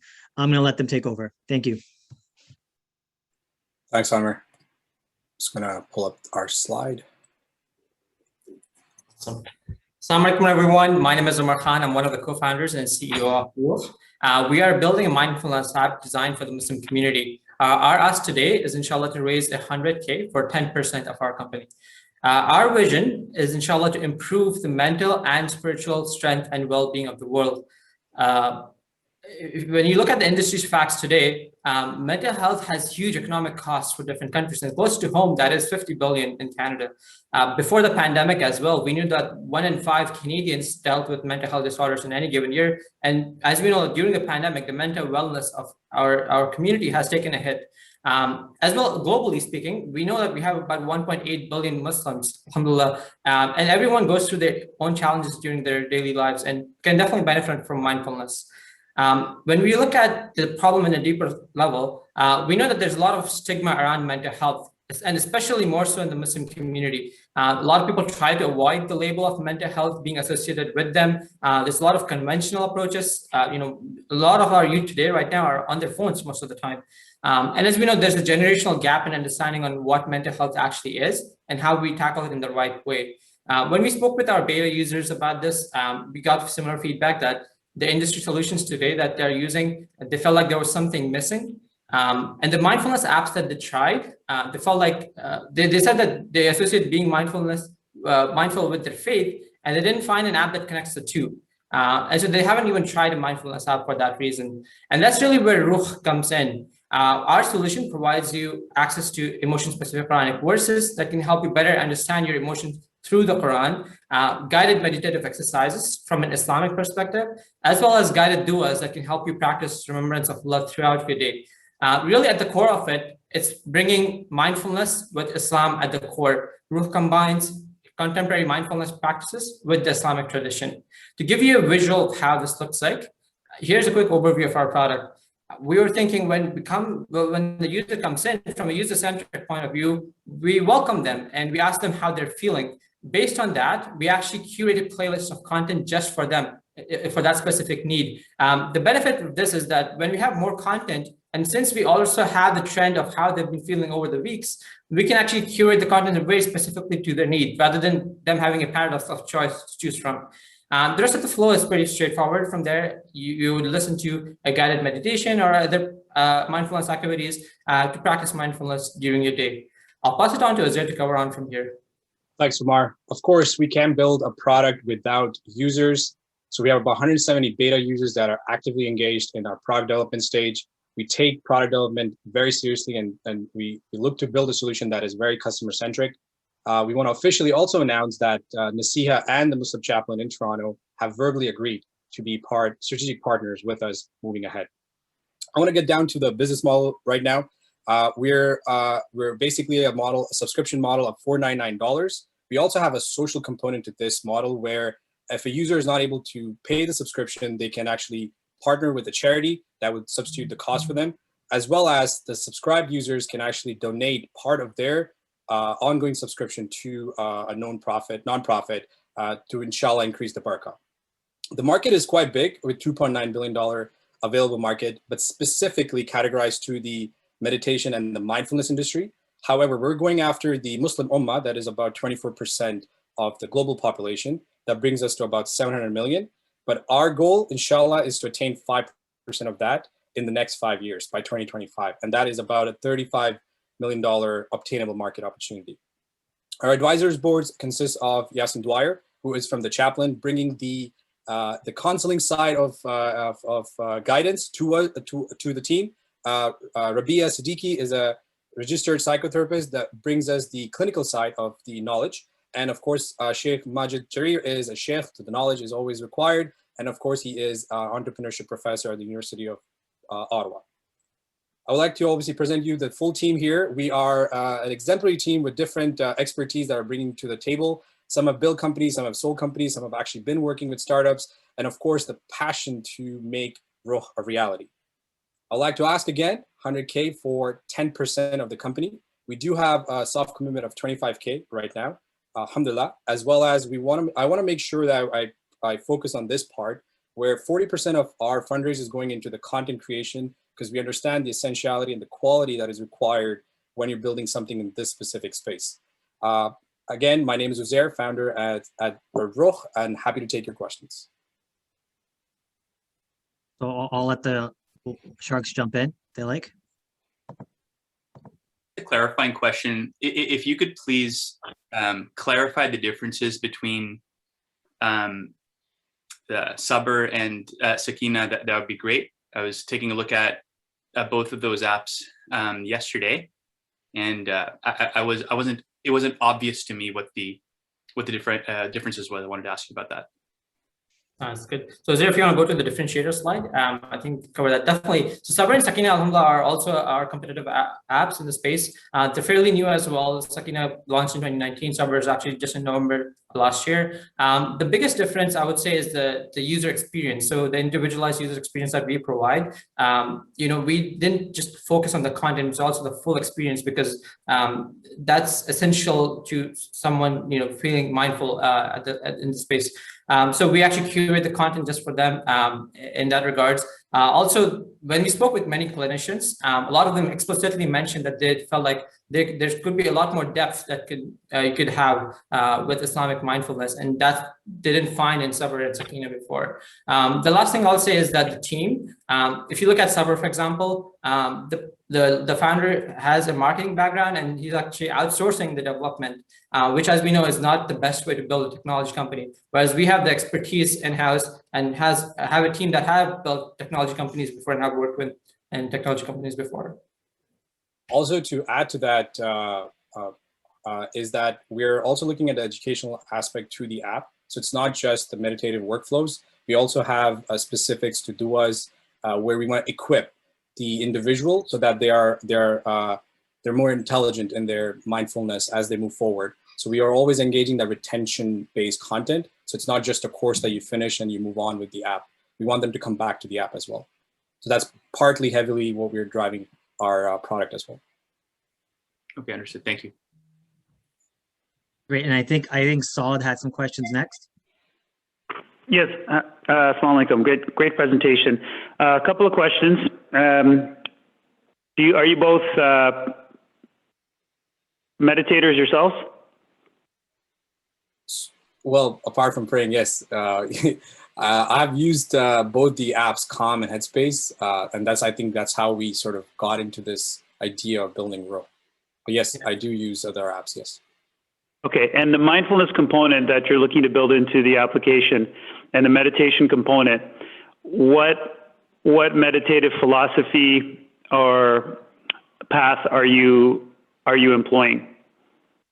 So we're trying to go for the Islamically integrated mindfulness. So we have a lot of rich tradition already in cultivating presence, tadabbur, contemplation, tafakkur, reflection, and so on. That we're also trying to incorporate, apart from just the agnostic kind of mindfulness practices we have.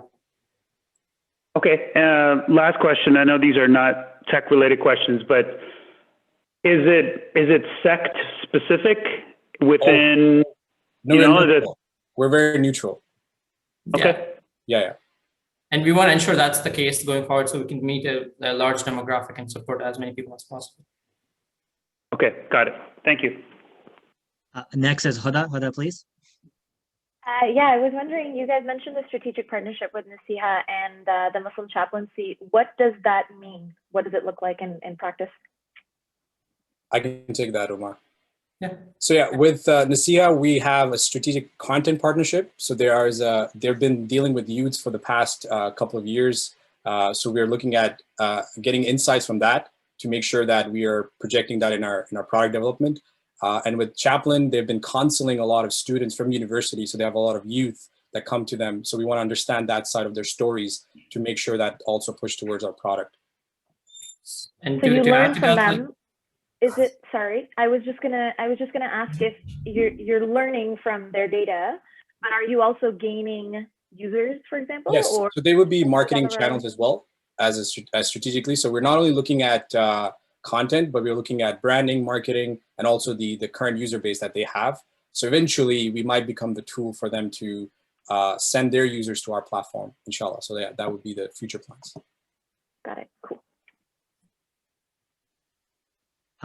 Any other questions from the Sharks? One other just clarifying question for Uzair. Uzair, I noticed that you're listed as a current co-founder and CEO of Host Class, and then you're also listed in parallel as a founder and CEO of Rook. Can you talk to me a little bit about, is this a part-time thing, event, like in the long run? Are you going to be picking one of the two? Are you going to be trying to do a CEO-ship and do both companies at the same time?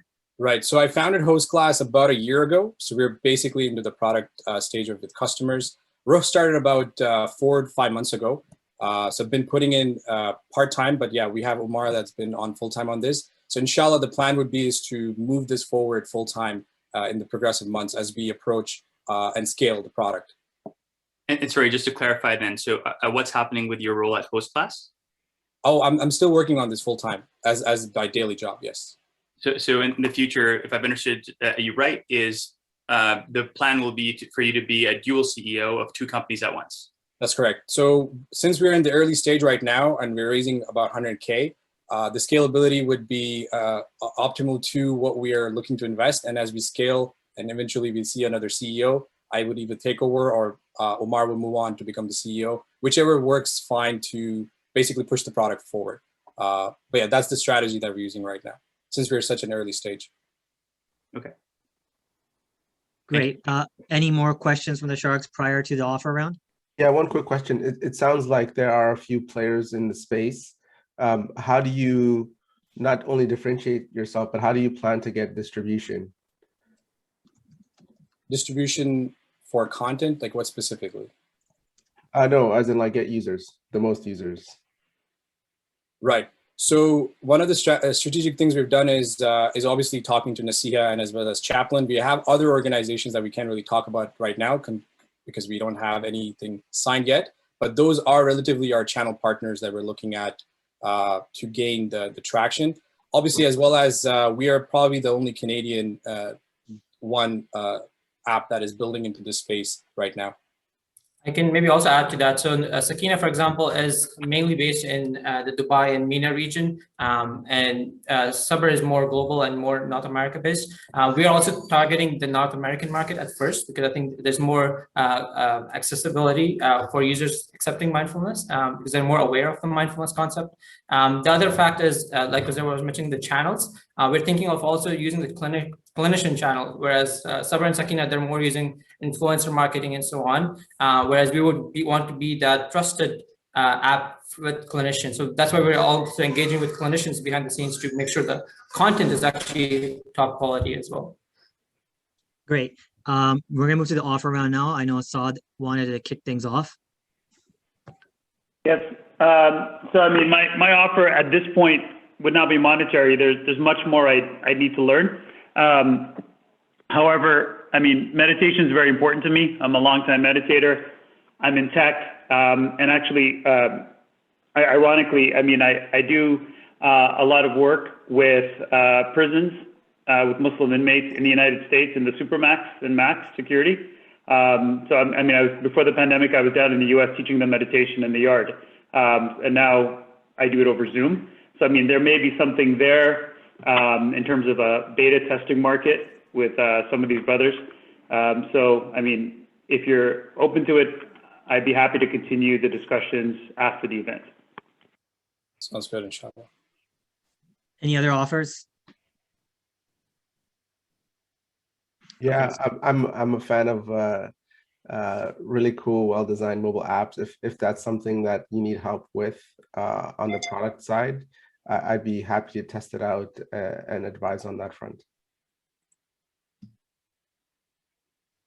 Okay, great.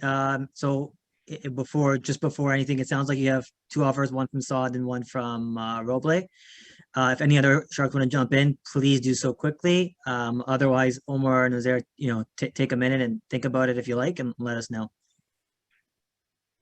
I just wanted to hear from Qasim as well, if he's any of his thoughts on this from his end. I was actually going to say how Robleh is really your guy for this, having built all the apps that he's built over his career. I think with something like this, it's just trying to get the distribution as quickly as possible. I don't know if there's communities you can tap into to get that flywheel going.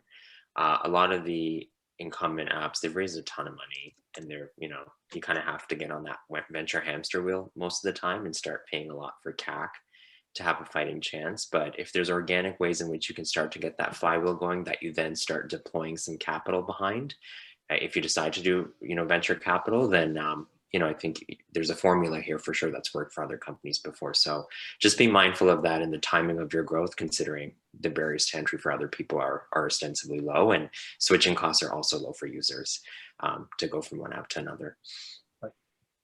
Okay, great. So did you guys want to respond to Saud and Robleh? Yeah, I think it goes without saying, we would definitely take up the offer. I think Saud with the medical, built a company before and sold it, and obviously Robleh with Shopify. We would definitely love to work with you, gentlemen. Okay, fantastic. Huda, we were hoping you would come on board as well, considering you're with the .health. Yeah, honestly, this is a space that I think is quite interesting, and I do think it has legs. I struggle really hard with the conviction around this. I think Haroon's comment around the splitting of time, it doesn't compute with my formula of like lots of conviction. That's really causing me to not really do anything. Okay, great. Thank you for that answer, Huda.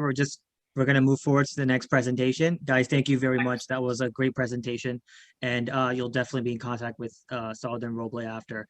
The next group is Modest Adapt. They focus on providing adaptable clothing that is both affordable and accessible for users and fills a gap of modest fashion and inclusion in design. So please take it away. Hi, assalamu alaikum. My name is Khadra, and my sister, who is also my co-founder, is the next co-founder is Mirza Mohammed. So we are Modest Adapt, and today we're seeking just non-monetary aid in the form of mentorship and advisory for the early stages of our business process, as we are still in the ideation stage. So the future is inclusive design, whether with infrastructure and building designs, educational systems, or clothing. And our vision at Modest Adapt is to do just that. It is to bridge the gap between modest fashion and accessibility in clothing designs. But how?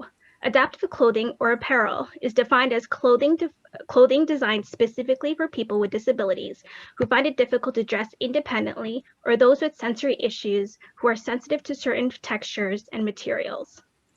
Our vision at Modest Adapt is to provide a clothing line which is modest, affordable, and is rooted in inclusivity through adaptive features such as Velcro, magnets, and designing clothing so that it is easy to put on and take off, as seen in like the sketches that are on the slide.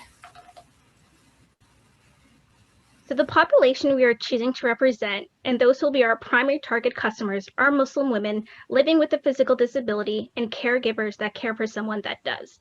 It was during my master's program in occupational therapy last year that I learned about how different cognitive and physical disabilities can influence the demands of dressing and lead to dressing difficulties. After discussing with my team member, we embarked on Modest Adapt.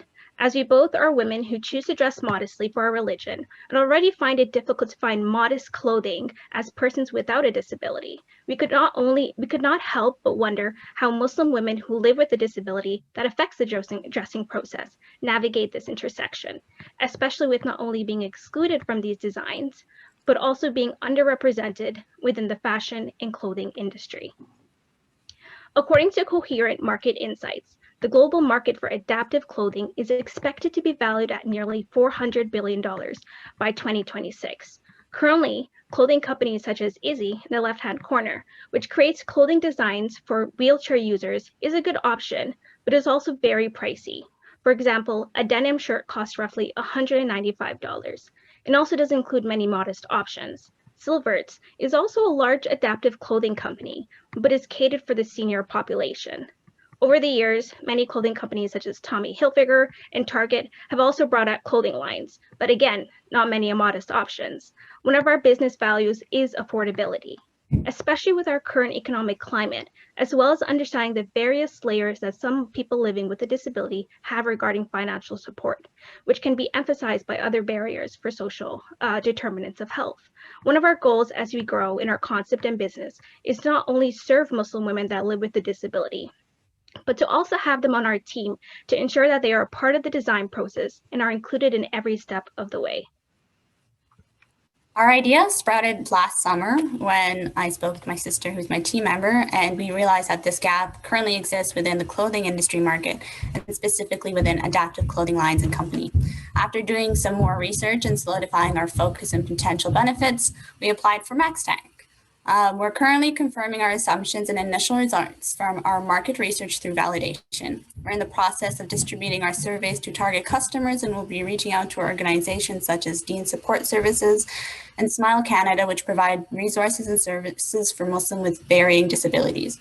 Our goal is to identify main pain themes and what the community needs so that we can focus our initial product ideas on those findings, and so that we're able to be true to benefiting the community. After that, we hope to have a test phase with product refinement and feedback. Most of the figures we have for pricing are generic prices, which are kind of based off of similar company models, as we're still in the ideation stage and don't quite have our product finalized to make accurate funding estimates. But once our idea and business progresses, we hope to have a more concrete financial projection. This is the beginning of our journey to create a more inclusive world within the fashion industry, one where every Muslim woman can find modest clothing with ease and which are catered to their needs. With your mentorship, we can do just that. Thank you, judges and the audience, for listening. Great. Thank you for that wonderful presentation. I'm going to let Huda kick things off. Great. Thanks so much, Qatar and Mariam, for a great presentation. I like the angle around this. I think there's a lot of modest brands out there in general. There's not a lot that are specific to the accessibility angle that you guys are looking at. Have you thought about the healthcare angle at all? I'm thinking like maternity wards, LTC, retirement. Is that something that you're thinking about? Okay, I'll take that quickly. Yeah, I'll take that. So doing research, we did find that that was a big area that people are starting to look more into as well. So it's definitely something we want to keep in mind. But currently, because we're still, like, this is just from an educational perspective and a research perspective, this seems to be a need. But understanding exactly what about the accessibility aspect in terms of what feedback we get from our target customers and from the surveys, we can actually start to angle it. So it's something that can also adjust over time based on what types of designs we bring through, what areas we touch on, like active wear, healthcare options, etc. But that's definitely something you have to keep in mind too. Yeah.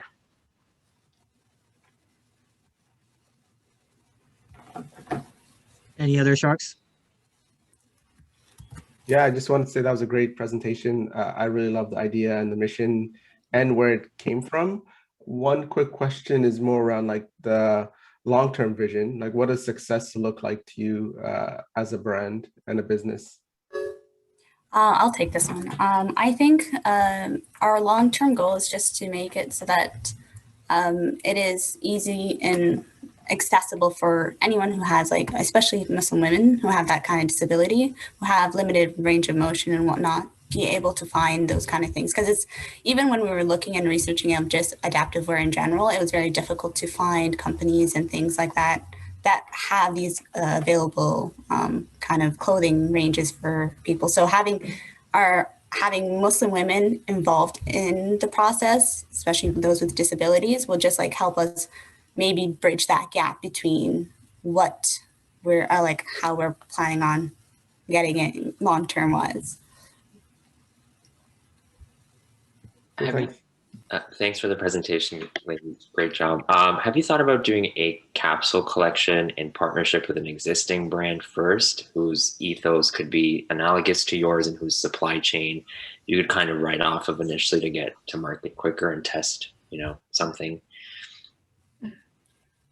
Thanks, Qasim. I think so that was also like a projected long-term goal, is to, when we do have the, when we recognize the product need, is to team up with, there's a lot of modest brands that are either on Instagram or that have started up, that we can also like partner with to produce, whether it's just a line or like to help maybe integrate into their already existing clothing designs. So it's something we thought of for the future, just because we have to really show that we have these products and that they are that they can still be affordable, that they are stylish, that they are modest, etc., that people will actually use it, for us to actually take that step to partner with brands. But that's definitely something we're going to think about as well.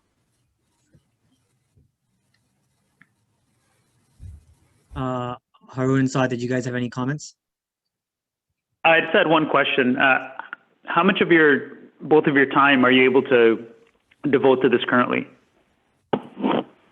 Currently, I'm a full-time worker, but I've been working with this part-time currently, and we just like, that's why we're still like very much into the ideation stage right now. So we're still, as we start to get more into the business, I'm planning on putting more time into it. And I'm just finishing, I'm still in my occupational therapy program, but I'm in my final year, so I'll be starting working next year, and I'm deciding to put more effort and towards this. Yeah. Just a comment to quickly share. I think the idea in itself sounds interesting, but I am curious about the size of the market and how you would reach folks, coming back to distribution, being the question I think that Qasim was trying to address as well. My thoughts on this are, I wonder if you actually even need a finished product to actually test this. So just a food for thought is, there are ways to test. There's a lot of like stuff online about this, like, online smoke tests and all that, to try to make it seem like everything's done, and just see whether or not people would be willing to give you their name, and you can click next, enter your credit card information, then you just say, sorry, we're sold out. Don't actually get the credit card data, but just see, is there a way to quickly test and see if this is worth pursuing, so that you have a quick feedback loop, and it can help you figure out whether or not it's worth going on, or whether or not you need to pivot. So just food for thought. Thanks. That's a very good, insightful food for thought, actually. That's why we're like looking into like seeing nonprofit organizations, and especially like organizations that already have these kind of people already. I mean, have people who have disabilities already working with them or involved in that kind of thing. And that's why we're like looking towards first giving out some surveys and whatnot, but definitely, we can definitely put that into our business process, our model. Great, thank you for the answer. We'll now go to the offer round. Did any of the sharks want to make a formal offer of help? Yeah, I'm happy to work with you too. I think further to Haroon's point, and what I was trying to allude to with the brand partnership piece, is I think, fashion is one of those industries where it's really about you as the artists and the tastemakers and the founders. And I think there's an angle here around you building your brands first and saying, we want to help incumbent brands like raise awareness on how they can cater to modest women and women in these different categories, and almost position yourselves as consultants to these brands, and work with them on maybe a collection and test the market through that before you kind of get on to doing your own thing and sourcing suppliers and all that type of good stuff, and investing in your supply chain for that matter, which isn't a cheap endeavor. But I'm happy to work with you through that. And I think being on the board of CAFA as well, it's Canada's governing body for Canada's fashion fraternity. Huge push for diversity. Happy to see if we can get you more exposure to that channel. Sweet, thanks, Qasim. I would also be more than happy to help in any way I can, from like validating this. I think Haroon, like his point was really like spot on. You can do a lot of testing without like actually even creating a line. And then on the e-commerce front, happy to help if this ends up going that route and you need some e-commerce support, happy to help there too. I know on your slide deck you had Wix and Squarespace. I would encourage you guys to use Shopify, but we can talk about that later. Okay, sounds good. Thank you, Robleh. Thank you. I'm not really skilled or networked very well in the fashion space, but if you do make a foray into healthcare and want to get in front of healthcare organizations who could become channel partners for you, I'm game for that. Perfect. Thank you. And on my end, I'd probably be better off helping you later on in the stage. So if it's tested and it's launched and you're moving merchandise, I'm currently in the fulfillment warehouse management space, right? So if you need help in terms of scaling your fulfillment operations and you're moving a lot of product, that's probably where I could be of help to you. But I think you have a little bit of work to get there. Definitely. Thank you. Okay, great. So it sounds like there was kind of more immediate offers from Qasim and Robleh.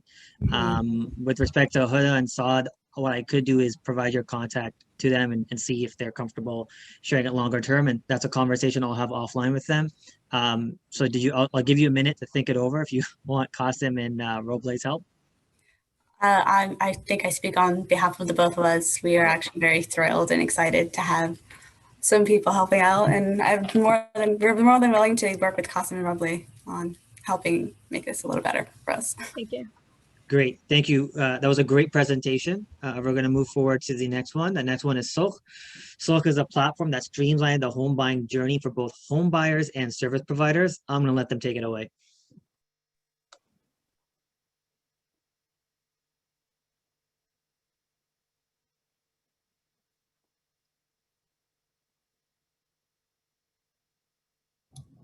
Assalamu alaikum. Sorry guys, I was having just a few challenges with my mute button. Assalamu alaikum. My name is Ahmed Rafiq. I am one of the co-founders of Souk, focused on product and marketing. And Assalamu alaikum everyone. My name is Sharjil Salim and I'm focused on supporting the operational and financial aspects of Souk. Over the next 5 minutes, we will share how Souk is on a journey to simplify the home buying and ownership journey through an integrated ecosystem, and how you can jump onto this rocket ship as a strategic investor or as a member of our advisory board. Both Amr and I have grown up in Canada, like many of you, and gone through the home buying journey multiple times. However, we had to rely on our personal connections to get guidance and contact recommendations on every step of the home buying journey. This significantly limited our decision-making ability on what is the single largest purchase of most people's lives. And then we found that the service providers we dealt with, so your real estate agents, your mortgage brokers, lawyers, they often had limited digital presence or automation. So we had to rely on a lot of emails, WhatsApp messages, missed attachments, and just generally led to poor customer experience overall.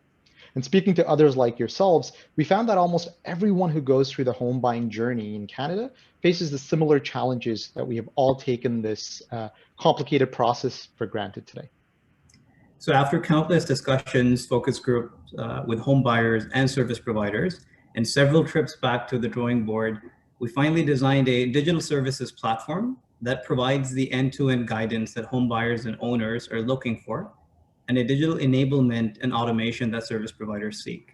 So through this integrated web platform, home buyers and owners will be able to connect with all of the service providers they need across their journey in one marketplace. They'll have the ability to manage, create, sign, and store all of their documents, along with live audio and video calls with service providers, and essentially manage all the activities pertaining to their home ownership through a single dashboard. And post their home buying journey, Souk will continue to be a valuable platform to support homeowners with home services related needs, connecting them to service providers such as plumbers, electricians, and landscapers. Similarly, for service providers, they'll be able to create customized storefronts with advanced analytic capabilities and digital marketing campaigns. They'll be able to manage and automate their document workflows across their customers as well as other service providers. They'll have a unified CRM solution to manage the customer lifecycle, and a service provider dashboard to help them manage all activities and customers more effectively. Souk service providers don't need to manage independent technology solutions such as DocuSign, Zoom, CRM, Calendly, and pay for all of them separately, because Souk provides all of these features and much more under one roof. And while there are some niche digital solutions that exist today servicing the Canadian real estate market, they're all specific to a vertical. Like, you can go to realtor.ca and find listings, and you can go to Lendesk, find mortgage rates. However, we found that none of these provide end-to-end guidance or digital interaction opportunities between the home buyers, homeowners, and their end service providers. And ultimately, that's all Souk is. It's one marketplace that stitches your whole home buying and ownership journey together. So how does this all work? Because an enhanced home buying journey is at the forefront for Souk, there are no fees for home buyers or homeowners to join. However, for service providers, we're using a B2B SaaS model with a subscription payment and incremental marketing campaign revenue. And the beauty of launching Souk is that service providers can start getting value right away by simply onboarding their existing clients and network of fellow service providers that they already collaborate with. And how big is the market for service providers really for Souk? Currently in Canada, there are over 680,000 service providers servicing the home market, and that excludes the potential to expand it into the US or other adjacent markets. However, we want to start with a sustainable growth model and target just a fraction of that group early on, and have a plan to onboard 3,400 service providers by the end of 2022.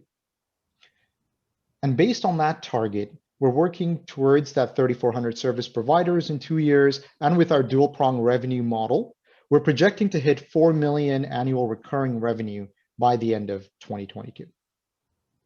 So to date, we're currently working with a large development and marketing partner to launch our web app later this year in July, and quickly followed by a mobile app towards the end of the year. We currently have over 100 service providers that are on the wait list that are very interested to participate in the soft launch, and we plan to launch with 650 service providers in July, quickly accelerating that to the 3,400 by the end of December, allowing us to get to that 4 million in ARR.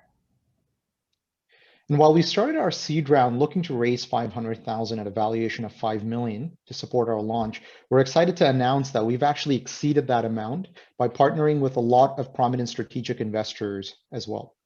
However, given the caliber of the Max Tank judges and the experience that you all have individually and the success you've had with your startups and others that you've worked with, we would love for the opportunity to bring you on board this Souk rocket ship, either as a strategic investor or as a member of our advisory board. So we're truly excited to launch Souk. We thank you for your time. Now, Shark, who wants to join us on this journey and reshape the future of the home buying journey? So any of the sharks who would like to go first? Sorry, Huda, did you have your hand up? I was clapping for them. Good job. Oh, your slides are beautiful. I think Haroon maybe went off mute. I think he wants to go. Okay, sure. And no initial questions right now. Anyone else? Yeah, I have a question. So first of all, great presentation, great branding. I like that you have your logo on your shirts and on your Zoom there. It helps. So which side since you're building a marketplace, which side are you focused on first? And what is your strategy to solve for that marketplace problem? Sure, I can take that question. So initially, we're focused on bringing these service providers, and the two main gatekeepers to this journey are ideally mortgage brokers and realtors. So we're looking at a licensing model for both realtors and mortgage brokers where they can come onto the platform initially. Each mortgage broker and realtor generally has their own network of preferred lawyers, mortgage brokers, contractors, movers. So essentially, by tapping into that network, we can introduce Souk to them as well as their existing service providers, and using them directly as a means to onboard their existing clients.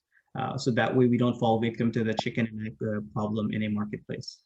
What's the incentive for a realtor to do that? Yeah, so several incentives. Number one, in terms of the transaction time, the amount of time and cost that realtors and mortgage brokers are spending across different technology solutions such as DocuSign, Zoom, Calendly, and all of these day-to-day things that they use cost them a lot more. And we're consolidating the cost into one platform. Secondly, the customer experience that exists today is pretty much phone calls, emails, WhatsApp messages, and DocuSign. So you as a customer would not actually have a platform that you can use to manage that home ownership journey.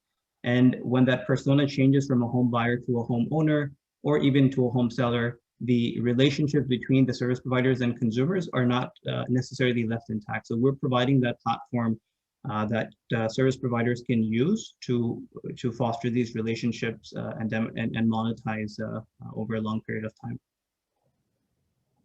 And one last question: do you have commitment from any realtors around what you just suggested? How did you validate that? Yeah, for sure. Shridhar, do you want to take this slide? Yeah, absolutely. So we do, Robleh, and we did a lot of market research. We spoke to a lot of service providers in each of the key verticals. And in terms of realtors, we have several that are a part of our advisory board, and they're strategic investors as well. But we've spoken to, brokerages under Remax, Century 21, Royal LePage, P2I Pro, a number of other prominent ones in Canada. And there's a lot of interest, and we're working side by side. We're in development phase right now. So we're working with them to make sure that the features are hitting those sweet spots that are leading to the right value propositions. And part of the 100 and more service providers on our wait list that Amr mentioned include a lot of realtors. Cool, thanks for those answers. And I just wanted to follow up. So a lot of our strategic investors are actually real estate brokers, folks that are within the construction industry, folks that are mortgage brokers, as well as our lawyers. So using these strategic service providers, we are assessing product market fit, and we will continue to release our features, continue to assess and get their feedback as we launch. A clarification question, sir. Are you 16 full-time people on this? Yeah, so we have two partners. One is a development partner, another is a marketing partner. So they are fully working and dedicated towards our project. They are contract staff. They're not full-time staff. Okay, got it. So can you just confirm how many folks are full-time to the current company? So yeah, sure, I can go ahead. So both Sherjil and I are going to be full-time as of July this year. We're currently spending more than 50% of our time towards this. And all of the other staff that are working and supporting Souk, they are part of our development and marketing partners. One more question around distribution. So I get attracting the supply side. Can you talk to me just a bit about, I know you've engaged a firm to help you with this, like what's the initial game plan to try to get consumers aware of this so that they actually come in on the demand side? Yeah, for sure. So in terms of our go-to-market for acquisition of our home buyers, the focus is going to be through different social media channels, through advertising campaigns, and through existing networks where home buyers are currently looking for these service providers. So a lot of it today is really people Googling for realtors, people that are speaking to people within their network. So our first approach is going to be to leverage existing service providers network, where existing realtors and mortgage brokers, they can start talking to their own customers, as well as through targeted social media campaigns, as well as real estate channels. We'll be able to market this to specific home buyers. So across Facebook, across LinkedIn, TikTok, and on some of these other platforms, we will continue to attract the home buyers as well. But the main focus is going to be to get service providers and their existing customers on the platform. And we will also be having a credit, an incentive system where home buyers that are on the platform that continue to use the services, they'll continue to gain credits for any referrals. So whether it's a service that you're using on the platform or you're inviting someone else to use the platform, you'll continue to use credits that you can accrue for future services on the platform. Thank you. Do you have any more questions from the Sharks before we go to the offer round? Okay, so I'm gonna open it now to the Sharks in terms of any formal offers.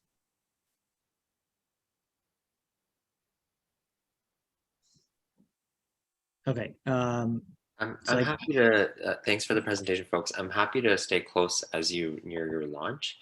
Happy to kind of see what that sort of looks like and whether it makes sense for our fund or even separately for other people that I might know in my network in real estate. So happy to stay close.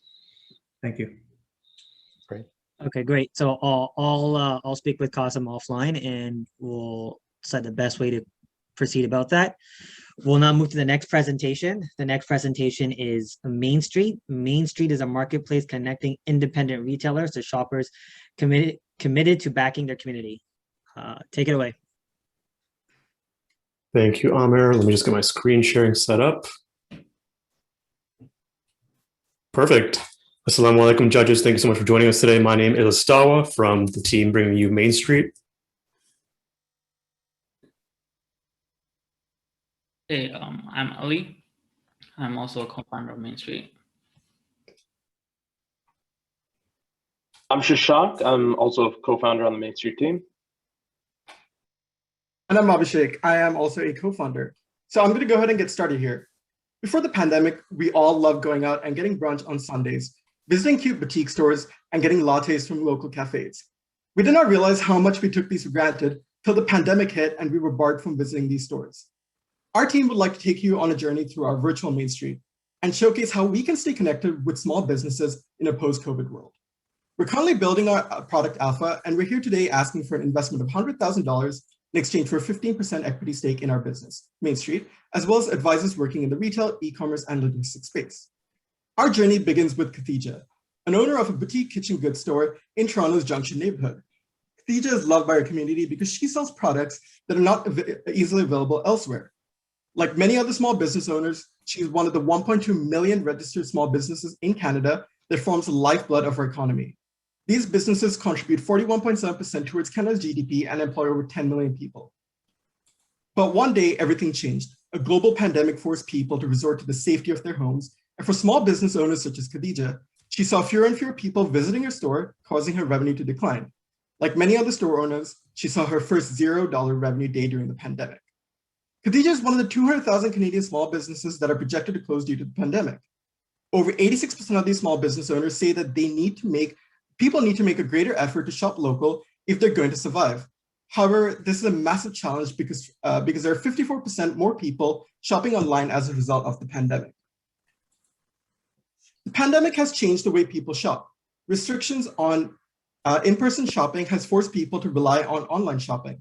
This is a problem for small businesses because existing e-commerce solutions are not one size fits all. Lack of awareness and lack of technical know-how leave these businesses siloed from the community and leave them unable to compete with big box retailers who have well-established back-end and front-end e-commerce operations and are thriving from the shifting buying habits. This shift in consumer habits and the instability brought about by lockdown means that small businesses need help more than ever if they're going to survive. We envision a solution to this problem, a virtual Main Street. Main Street is an online product-first marketplace where small retailers can sell their goods to their local community and beyond. And for purchases, Main Street helps them find the products that they need from the businesses that they want to support. Main Street prioritizes supporting local businesses within the user's experience from the ground up, from indexing products based on their location and community to making vendors and their store a key part of the experience. Main Street gives both businesses and people a platform to support their communities through e-commerce. Main Street creates resilient retailers and creates brand awareness amongst their community.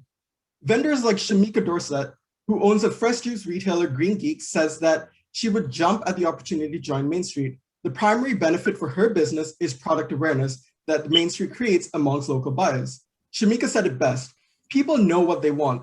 They just don't know that it may be closer to them than they think. When positioning Main Street along others in the e-commerce space, it is obvious that there were three different arenas. Marketplace platforms that sell a wide variety of products to consumers such as Etsy and Amazon, website developers that provide e-commerce to small individual businesses such as Square and Shopify, and website directories that redirect consumers to online stores from consumers. What we found was that there wasn't an online platform that serviced and highlighted local vendors the same way Amazon and Etsy does. Online marketplaces often took a product-first approach with little attention placed on the vendors, while e-commerce software solutions are often difficult to navigate and require businesses to often generate their own traffic. This is where Main Street adds value to both consumers and small businesses. So our pricing model is very simple, and it's one that will scale with our vendors as they grow. We believe that Main Street can drive value to vendors from day one, and we're so confident that we believe that we can provide a freemium price tier for our business to jump on starting at $0. Now, Main Street will not cap the volume of orders or sales that our vendors will see through the platform. Instead, we have a low monthly management fee and highly competitive transaction fees. Anything we charge our vendors here will be reinvested into Main Street to work harder for them and build a marketing engine to support our small businesses. Now, we took a very modest outlook on our growth path for the next few years with piloting our program first in the Junction and Parkdale area in year one. We believe this is a great neighborhood for us to pilot our program in because that neighborhood already has such high walkability and so much customers already aware of what's of how they can shop local and the business that are around them. Moving on into year 2, we'd like to expand throughout the rest of the city, with year 3 moving into the rest of the province and larger metropolis cities across Canada. With these modest projections, we believe that we can grow at a pace that will allow us to collect enough data to potentially in year 5 to year 8 move to a vertically integrated model where we can help businesses, these small retailers, provide the same level of prime level service that we've come to expect from Amazon to their small business customers in their communities. Now, before we let you go, we'd love you to get to know our team a little bit more. Up top, we've got Ali, who's led digital teams at Toys R Us and BMO. Underneath him, Abhishek, who you've met, who is also working on a consulting side with small businesses and nonprofits. To his right, we've got Shashank, who's worked at Cineplex and digital products in the insurance and retail space, and that is now moving on to Nihilus, and myself in the top right corner. Ali and I actually have been moonlighting at a digital agency that we run for the past few years called DXM, where we've worked with universities, international nonprofits, and award-winning entrepreneurs. And I currently actually just left my job at the city of Brampton. And that brings me to another point around why us and why now. Our team has experience on the front lines of economic recovery of small businesses. During my time at the city of Brampton in economic development, I served on the mayor's economic support task force in response to COVID-19. So I had a firsthand view of how little we can actually support our small businesses beyond just sending emails or coordinating different funding options or grants. And with something like Main Street, this is something that economic development offices and BIAs, business improvement areas, can work with us to deploy to their small businesses in their communities. Next, all of us have experience managing retail stores in our past lives. And finally, this is also a bit of a personal thing for us, because we know that the small retailers that are struggling, any one of them could have easily been our parents who came here 20 years ago starting new stores. So if this is a mission that resonates with you, Sharks, again, we're asking for a $100,000 investment today for a 15% equity in Main Street, but the majority of which will go towards building out our beta product, with the second bit of that being used to support our businesses as we onboard them, with a little bit left over for a runway. Finally, to leave you and dive into the questions, we know that the future of retail is local, but we need your help to make sure that the retail is resilient. So again, if this is a mission that resonates with you, we invite you to join us in empowering Canada's Main Street. Thank you. Great. Thank you for that presentation. I'm going to let the Sharks kick it off. I believe Robleh wanted to go first. Yep, thanks. That was a really great presentation. The mission definitely resonates with me. And I have a bit of insight into it, obviously, because I work at Shopify and I work in e-commerce. And just being like a tech entrepreneur, I definitely see the value in marketplaces. It is the most valuable product or business you could build, but it's also the most difficult to kickstart. And theoretically, it makes a ton of sense here. Like more and more people want to support local businesses, and local businesses want more customers. And in general, every business is like number one e-commerce business. Their number one problem is help me get more customers. So if you can help any business get more customers, they're going to love you. But that's the hard part, right? And I think that's the part that I don't see, like how you're going to actually kickstart a massive marketplace, because you need a lot on both sides. And even if you start on one side, which makes the most sense, you should focus on one side. What is the value prop? What is that side? And how are you going to scale that are the big questions that come to mind for me. For sure. Great question, Robleh. Thank you. Thank you for that. So we plan on taking a very localized approach at first. So we outlined the Junction and Parkdale neighborhoods as prime neighborhoods for us to kickstart Main Street in, because we realize that there's a lot of small businesses already in that area.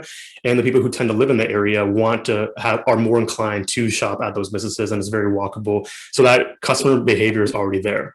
The next part of that is I'm heavily networked with the economic development offices throughout the province and the BIAs as well. And having worked on the front lines with them, I recognize that they want to do more to support their businesses, but they don't have anything to offer beyond just emailing different grants or funding opportunities that are available to them. So I know that in our conversations with BIAs and economic development offices, they've expressed interest in subsidizing something like this that they can kind of white label to their businesses to get them on board, and then they can use their channels as well to connect to their community, to share that, hey, if you want to discover more stores and shop local and support your neighbors, you can get on Main Street and find businesses that you haven't met yet. Got it. I think this is something that like a lot of companies are trying to solve, even the big ones, even Google Maps, and they're tackling it at the source. As you're looking for something on Google Maps, they're highlighting local businesses. And the advantage that they have is they have the eyeballs, and that's, I think, like the Achilles heel here. You have to solve for that angle or that side, and it is a tough problem. It's kind of just my 2 cents, and I think you need to come at it from a very unique angle and a unique approach. Even if it's like the reason why lavatory was interesting is it's like a very unique angle, right? Like it's local, and all those local places have washrooms, right? Like that's a unique angle, and nobody's tackling that. I think you need to come up with your own angle to solve for that supply and demand problem. And I think to add to that, great presentation, guys. Looking at, not Amazon.co, like that got a lot of press not too long ago. And, if you go on their website, it looks like a pretty standard affiliate model. There's really not much there to inspire you. But, I think there could be an opportunity here for you to take one step function forward, and instead of having your experience manifest itself very much like a traditional catalog-esque e-commerce website, perhaps there's something to do around leveraging video or live stream content to have more engagement, and that gives a reason for vendors to take and spend more time with you, because that's a medium for them. They're not used to it. Plus it's novel for consumers. So it really, encourage you, as you're nodding, it seems like you are thinking about these things, to take a leapfrog forward to help you separate yourself as you try to solve for that chicken and egg problem that's going to come from the marketplace, right? Yeah, Qasim, I'm glad they brought that up. We didn't get to speak on it more in the deck, but the focus with our marketplace is that we really want to be the curators and sort of like a media company-esque for these small businesses, and really center the buyer journey on our website around the hero's journey of these vendors. So although the experience on our product, let's say you're looking for a French press, our experience on our platform is led by that product that you're looking for. And we use that as a way to show you, like, here's a product you want from all these businesses, and here are the stories of Khadija's shop, here are the stories of this shop and that shop. So we want to be very focused around as if you're shopping from your neighbors that you would see on your main street in your hometown.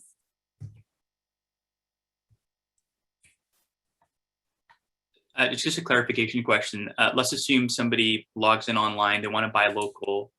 Is the assumption over here that when the purchase is made, the buyer would physically go to the local business to pick up whatever the set product is? Or are you offering anything, for the last mile delivery piece? Like, can you just walk me through how that last piece works? Yeah, great question, Haroon. Thank you for asking that.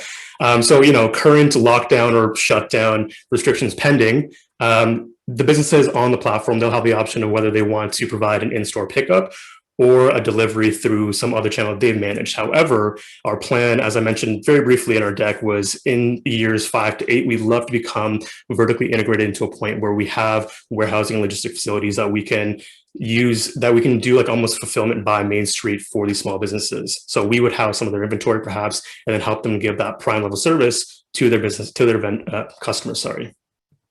Okay, understood. But if we bring it back to call it like time is 0, and we're looking at 6 months to get to initial traction.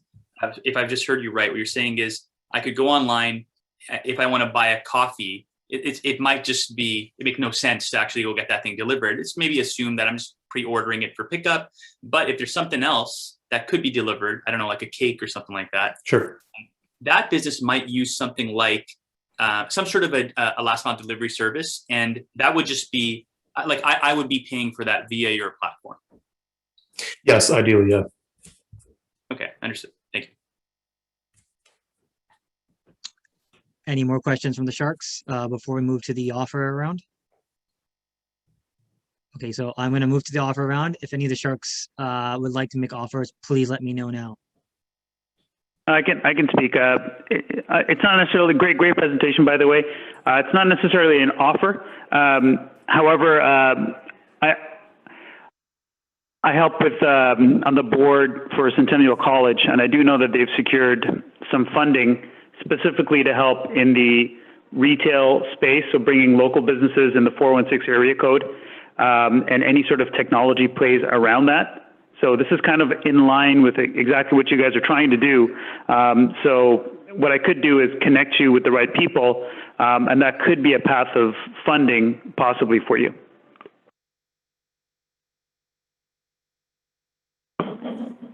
I'm happy to. Oh, sorry. Go ahead, Robleh. No, after you, Qasim. Okay, thank you. I'm happy to stay close as you're launching.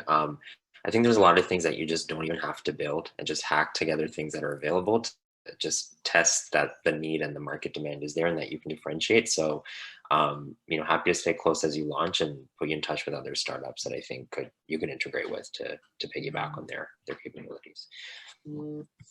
Yeah, and I would also be down to continue our conversation specifically around like the product strategy and differentiation and the angle and the product that you're building, just validating that even before you invest a lot into a specific direction. Great. So it sounds like there's some interest there. I'll follow up with Saud, Qasim, and Robleh after, and we'll figure out how to get you guys in touch. Other than that, that is the end of the presentations. Thank you to the Sharks that took their time today to listen to the presentations, provide their feedback. We can't thank them enough. Thank you to all the businesses that pitched in the initial round and then pitched in this round. A credible amount of work goes into this, both on, again, the Sharks parts and the participants parts. You guys are the bread and butter of this whole competition, and so thank you again. We are organizing a small networking session